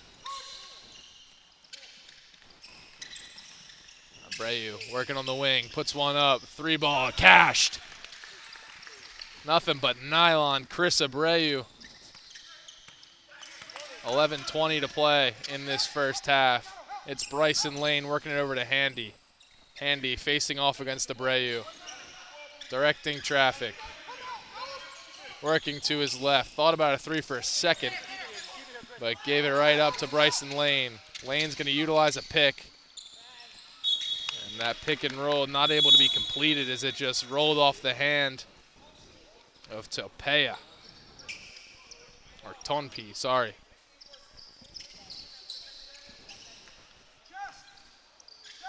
Chris Abreu to carry it across. He'll drop it off to Delgado. Now it's Sarpani. Three ball, that is pure as the day is long. Justin Farber. He's a three-point shooting threat, and he's starting to come into his own now. Cherry Hill takes over. Lane trying to make something happen. He's at the top of the key. He'll put one up. He'll get it to fall. We're knotted up at 17 after exchanging a couple of threes. Now Delgado takes his turn. Deep two, won't go. Tonpi, rebound. Here's Lane, working with his left. Three from the top of the key, off right. Abreu board. And a sliding effort, unsuccessful from Howard. Here's Delgado. That's off the mark and rebounded by Bryson Lane. Lane working against Sarpani here. And we have, looking over, just seeing Besa getting ready to check back into this game as that 3-ball can't connect. So that's a good sign for Howard. As Abdurafi is defending in the full court against Abreu. Abreu kicks it to the corner. Marciano, not this time. Right back to Marciano, but he can't field it. He'll get a third crack at it, and 3 is the magic number. Timeout called by Howard with the score 19-17. Cherry Hill leads it. 9 minutes to play here in this first half. We're about halfway through the first half. It's been solid so far. A lot of action here at the Battle of the Border. You're watching the Sports Fanbase Network.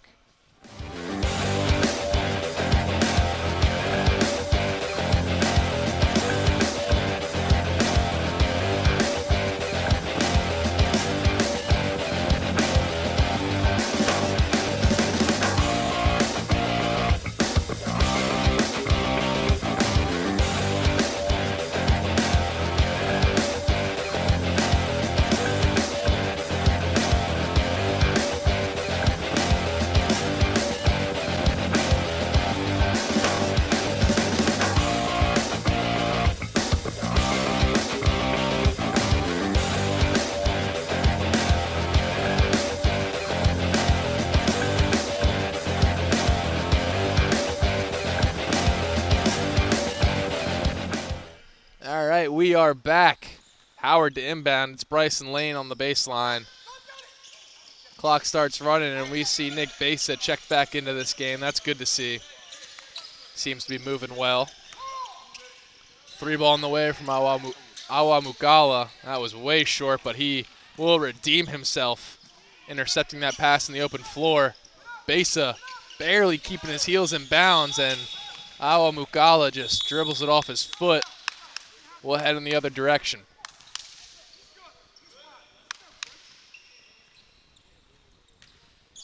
Marciano now. He'll give it to Abreu. Abreu, he is their playmaker. He is their facilitator. I wouldn't expect to see anything less here as we advance into the second part of the first half here. 3-ball on the way from Abreu. That one is delivered. Nice and easily. Oh, Besa. Got him dancing in the open floor underneath. Oh, are you kidding me? At Abreu doing La Flamengo. Now Abreu from the mid-range. That one won't fall. Farber's fighting for it, but to no avail. It's Besa to the corner. Handy, no good. 3 this time, not gonna fall for Awamukala. Here's Delgado. He'll hesitate, go skip pass to Abreu. Abreu thought about a deep 3. He won't. It's worked over to Marciano. Now top of the key, back to Abreu. Abreu calling the shots. Work down to Marciano on the block. Marciano just trying to hold on to it, and a foul going to be called before the shot. Substitute coming in. Sarpani going to check out in exchange for Scotty Barrett.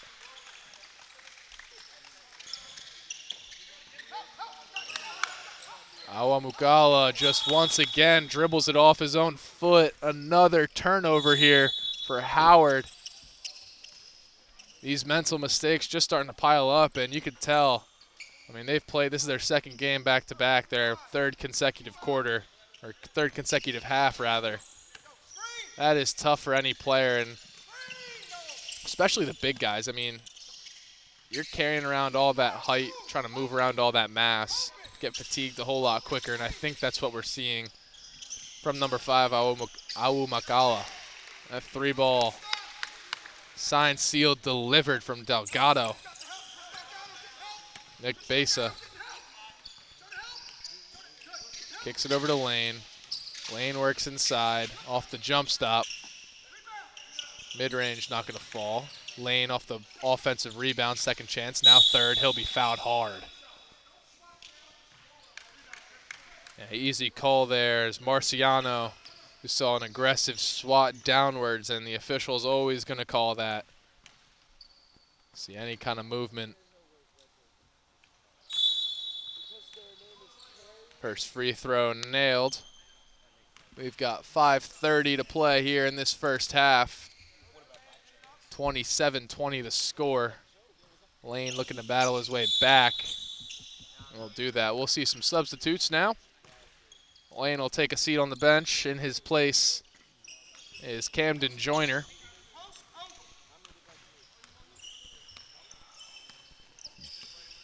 "30 seconds on the shot clock for Abreu. He's working against Besa.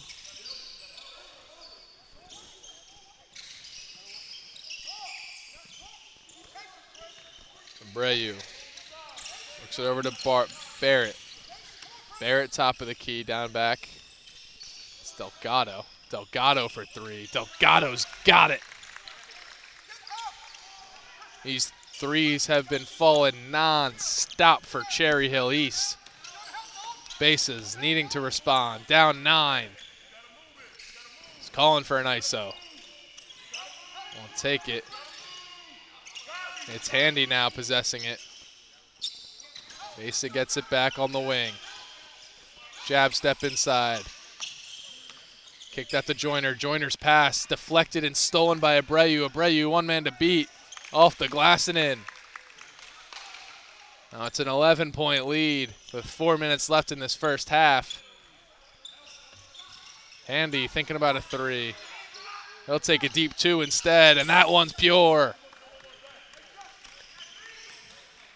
I gotta tell you, not the shot I would have taken, but goes through nonetheless.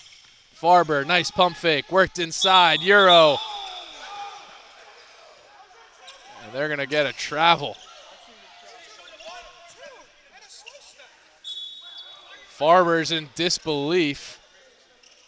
The gym seemed confused for a moment, but that travel called. Indeed, it's Besa now. Step back, deep 2, short. Farber's got it back. I mean, that was a nice move from Farber, don't get me wrong, and I think in the NBA that would have been good. Here's a 3 from Delgado, that's also short. But yeah, this isn't the NBA, and we call travels here, so that was certainly a tight one, but a foul called nonetheless. Here's Handy working on Delgado.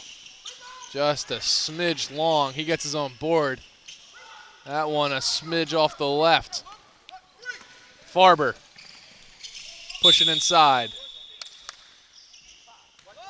They're going to get a foul called on Awamukala. A little too physical. 2 minutes and counting, or 2 minutes and 30 and counting. As that shot is up and good. Nice piece for Cherry Hill. 34-23. We're sitting at that 11-point difference. Now Nick Besa's got to make something happen. He's been quiet today. Besa with a double team. Oh, nice ball movement inside.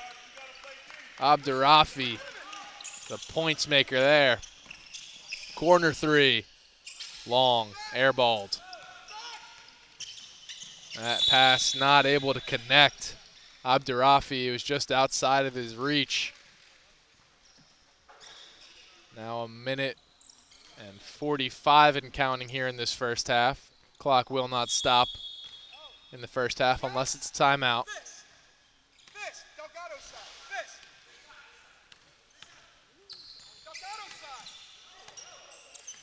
Now it's Abreu giving it off to Delgado. Now we're waiting on the wing with Barrett. Delgado trying to make something happen here. Kicked over it into the corner.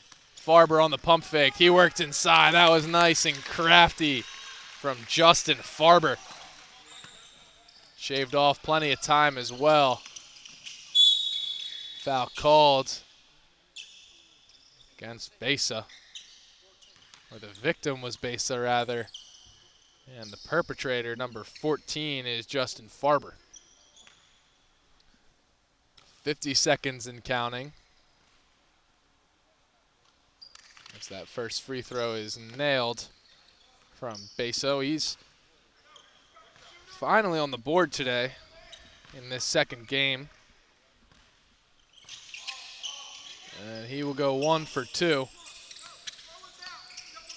Abreu's got about 30 seconds to work here in this first half. Shot clock is turned off. He's facing off against Besa. Dump it off to Farber. And Delgado will give it right back to Abreu. So now with 10 seconds to work, last shot will almost certainly be with Cherry Hill. Nice ball movement here. 5 seconds. Marciano inside. 3 seconds. Basa's going to have a chance to get it off. It's good if it goes. Short. Looked like it might have been on line, but just off the mark. So we'll end the half there, 38-26. Is the score. 2 minutes to play here in this first half. Or I apologize. 2 minutes until the second half. All right, so we'll see you then. You're watching the Battle of the Borders here on the Sports Fan Base Network.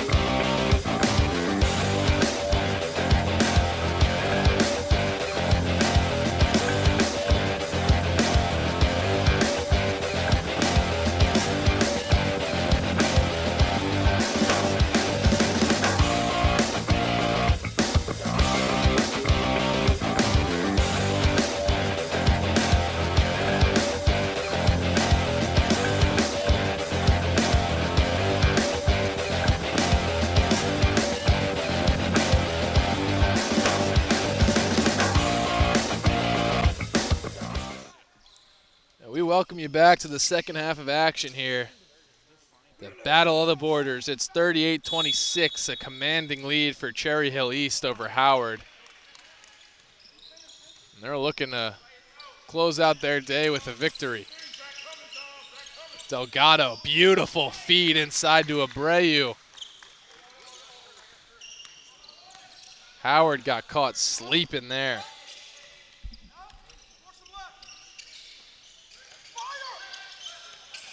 Besa trying to slice through the defense. Not going to do anything with it here. Here's Lane now. Lane, step back. Not going to go. Here's Abreu. He's working the other way. It's out to the corner. Now Marciano with some power. He won't get the roll. Tough finish. And a foul going to be called early on. Coach, he's got three. Coach, he's got three. Foul called there. That was against Marciano. They said they gave him a chicken wing there. There's disagreement from the Cherry Hill sideline. Awa Mugala's three no good. Here's Farber. with a little bit of body off the glass and in. Farber laying the lumber a little bit. Besa, sneaky inside pass. Can't be finished by Awa Mugala. Now cross and possession will flip right back to Howard.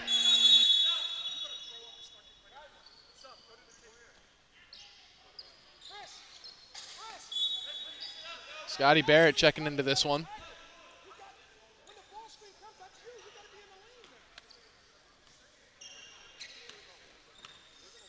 Here's Besa carrying across half court. He's taking on Farber. He'll make a move to his right.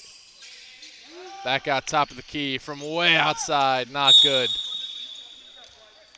And a foul going to be called here against Gabzi Abdurafi for a push in the back on the rebound. So Abreu's going to take his turn with it. Give it to Delgado. Delgado puts it up. Delgado rattles it home.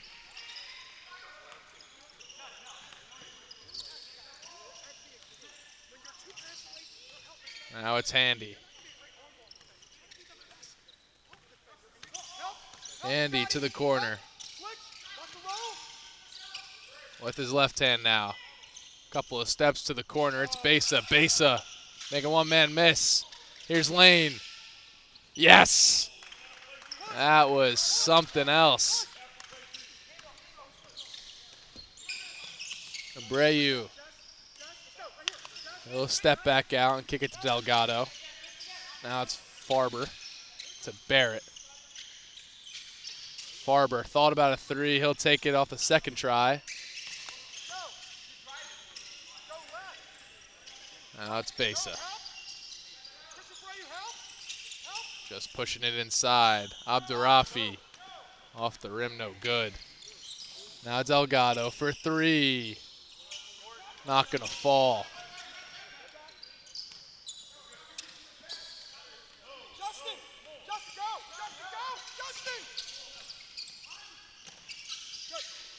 Now across to the corner. Here's Handy.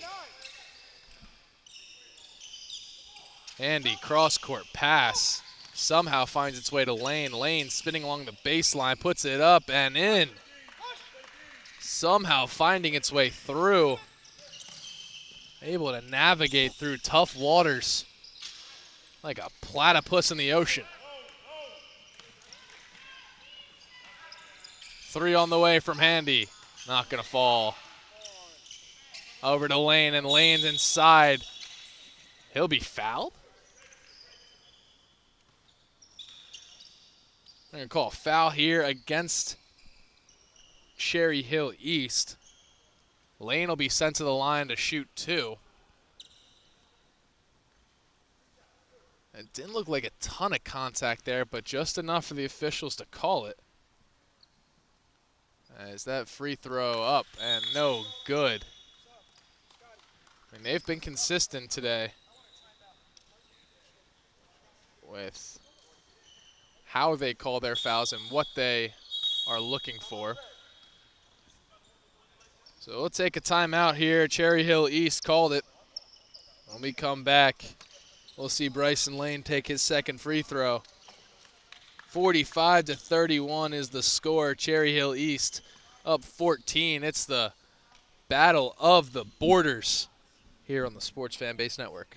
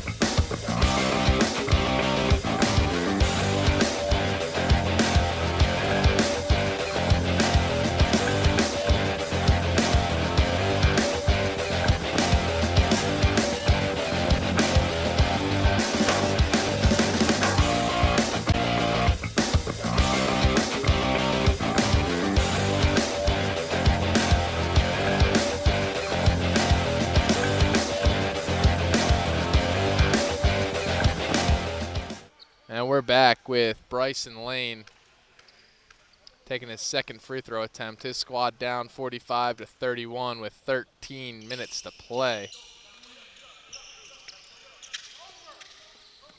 Here's Abreu.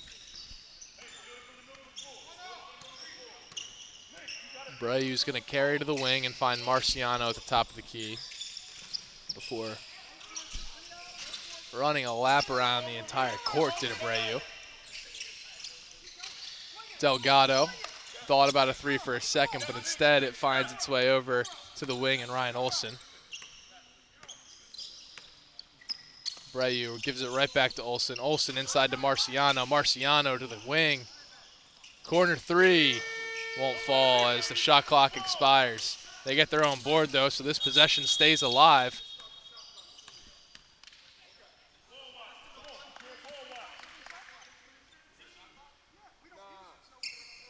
The whistles were blown there as the shot clock wasn't immediately reset. So we're going to start time back up here. 12 minutes to play, 30 seconds on the shot clock. And it's a 13-point difference.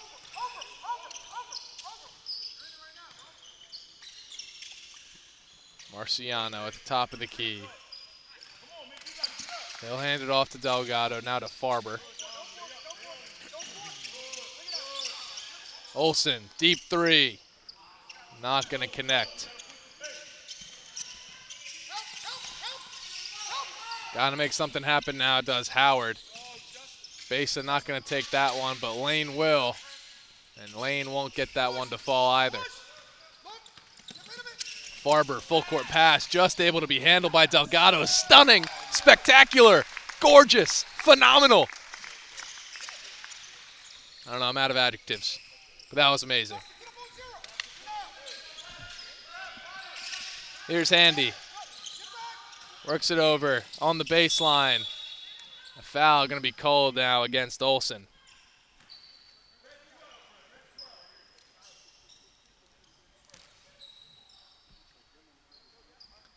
Ten minutes and 50 seconds left in this contest, 47-32. It feels like we've been deadlocked here, with limited to no scoring as of recently, especially from the Howard end.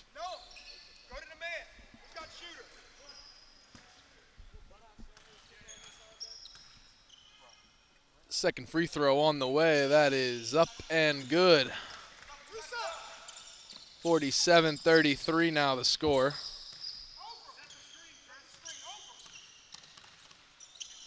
Abreu trying to get past. He will. Puts up a three, and it's wedged. Wedged into the corner of the rim and backboard.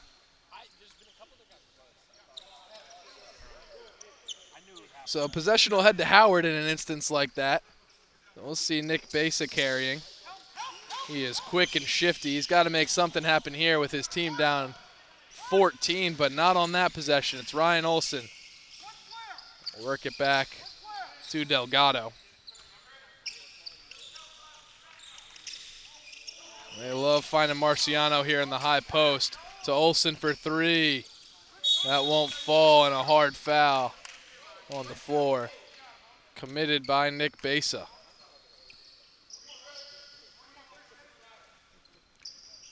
Just some sloppy plays from a tired Howard squad. That one caught him back cutting. Delgado caught the Howard squad sleeping. Handy slows down the pace of play with 9 minutes to play.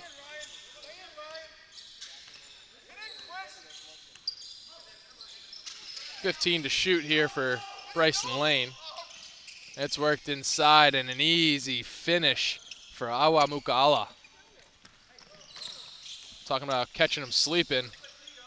Howard just paid the bill right back to Cherry Hill East. Now it's Delgado.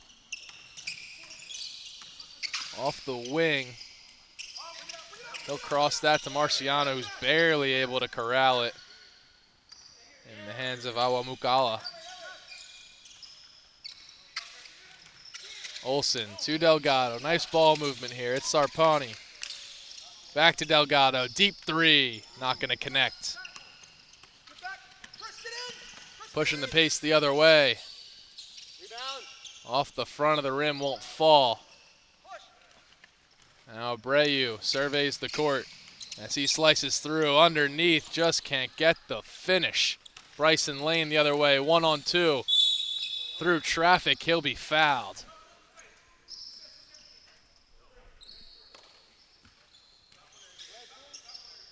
I'm going to call that against Marciano.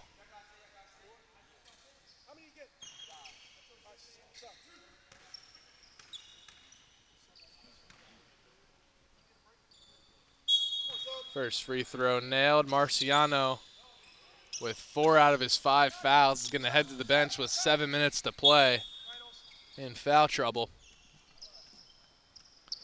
Olsen going to clock out as well for Scotty Barrett.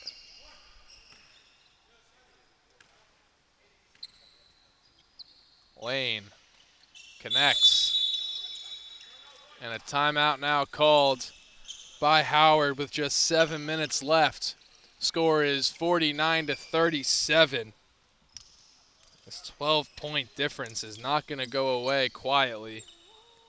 Howard with a lot of work to be done, but you're watching the Battle of the Borders here on the Sports Fanbase Network. We'll be right back.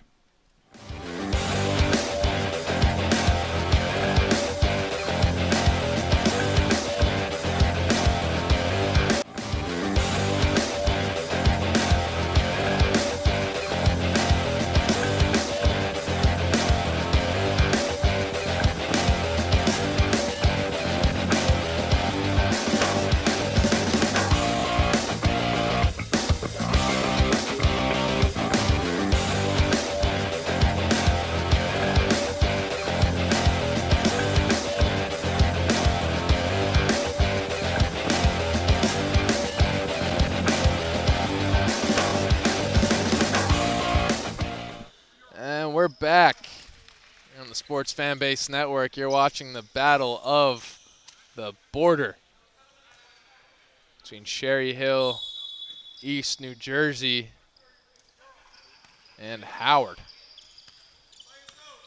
Just 7 minutes of basketball left in this one. It's Abreu carrying across half court. Inside, across to Barrett for 3, just rims out. Not able to finish it, and Sarpani throwing himself on the floor for this jump ball, and he'll do so successfully.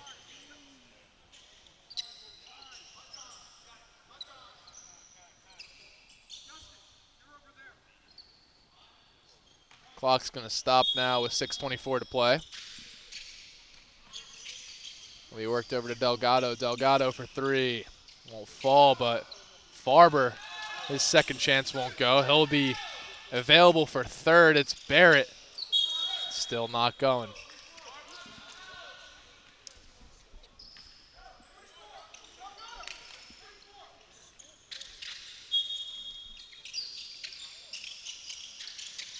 Farber right off the inbound. Easy bucket. It's really starting to get away from Howard now. It's a 14-point difference with just 6 minutes to play. And spinning inside his lane, he's putting that up, not going to go. Aukmala can't get the second or third chance. Now it's Sarpani the other way to Delgado. Off the front, no good. Delgado's got another shot at it. He won't take it, though. Just give it right back to Abreu.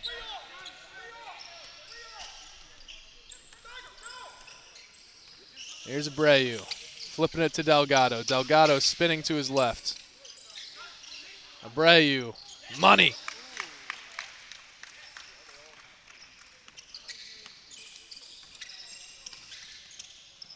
Besa, he worked it down to the wing. It's Bryson Lane possessing. Found Handy on the block.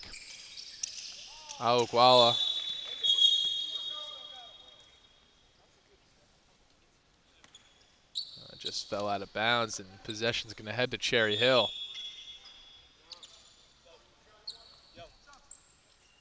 Get a couple of substitutes here, and we'll find Delgado on the bench and Abreu on the bench for what seems like the first time today. Well, Marciano taking the place is number 13, Gavin Manzano. As well as Ryan Olson checking back into this one. Here's Sarpani for 3. That's pure as the day is long. It's a 20-point difference with 4 minutes left. Nice move by Lane. A little step back hesitation off the glass. He'll be fouled, won't get the bucket.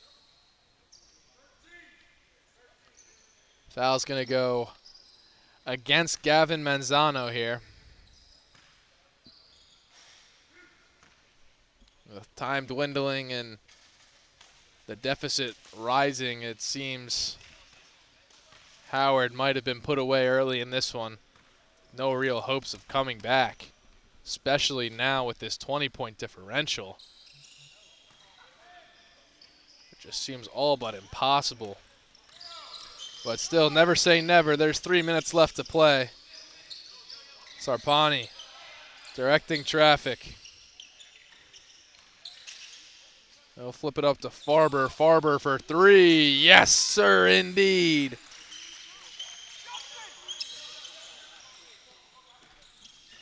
The other way we go.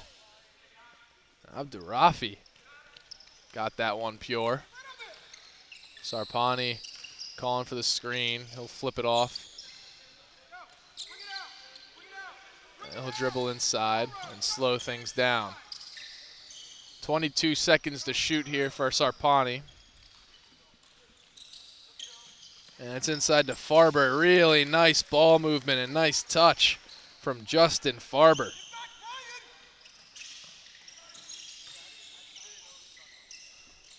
Across the court to Abdurafi for 3. Off the front of the rim, just rolled off. He'll get another crack at it inside, and that one successful. That's going to be a substitution whistle with 2 minutes and 13 seconds to play. So we'll stay right here. Time slowly dwindling away for Howard.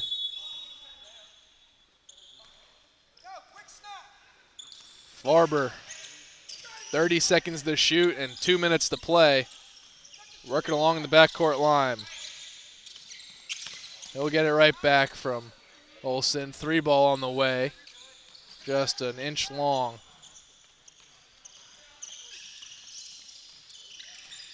And now we see it's Tahir Sealy in the game, number 12 in white. Seeing a lot of new faces for both squads. Sarpani able to navigate through traffic, and he'll just pull it out on the baseline. 26 seconds to shoot, minute 20 to play. So still not completely out of the woods quite yet is Cherry Hill East, but by and large, they might be able to navigate out of this with a win. And it's Olson, number 12. Just give it right back to Barrett. And now they're just working around casually. Barrett inside. Back to Olson for 3. Not going to connect. Sarpani able to corral the rebound. It won't go. 40 seconds now in this contest. 30 seconds to shoot. 3 ball on the way. 3 ball's going to fall. That's Camden Joyner. Some more points today. Full court pass from Sarpani to Barrett. Barrett completes it. 25, 24, and counting. Not a whole lot of time for Anir Alexis to work here for Howard. A little hesitation. He'll slip a little bit and just give it up. Now cutting inside is Joyner. Joyner with a nice move with 7 seconds to play. Gonna clip it up to Barrett, and that is gonna do it. 62-47, the final score, and that's gonna close up our 8-game octuple header, I believe it was. 9-game. I I don't know the Nana header. Is that what we're gonna call it? All right. Well, that's gonna end the Nana header here at the Nothing But Net Sports Academy. 62-47, the final score. It was a fun set of games, a fun slate. And for all of us here at the Sports Fan Base Network, cameraman Dan Collins, producer Noah Foxon, and myself, Ryan Cuney, thank you for watching. Have a great night.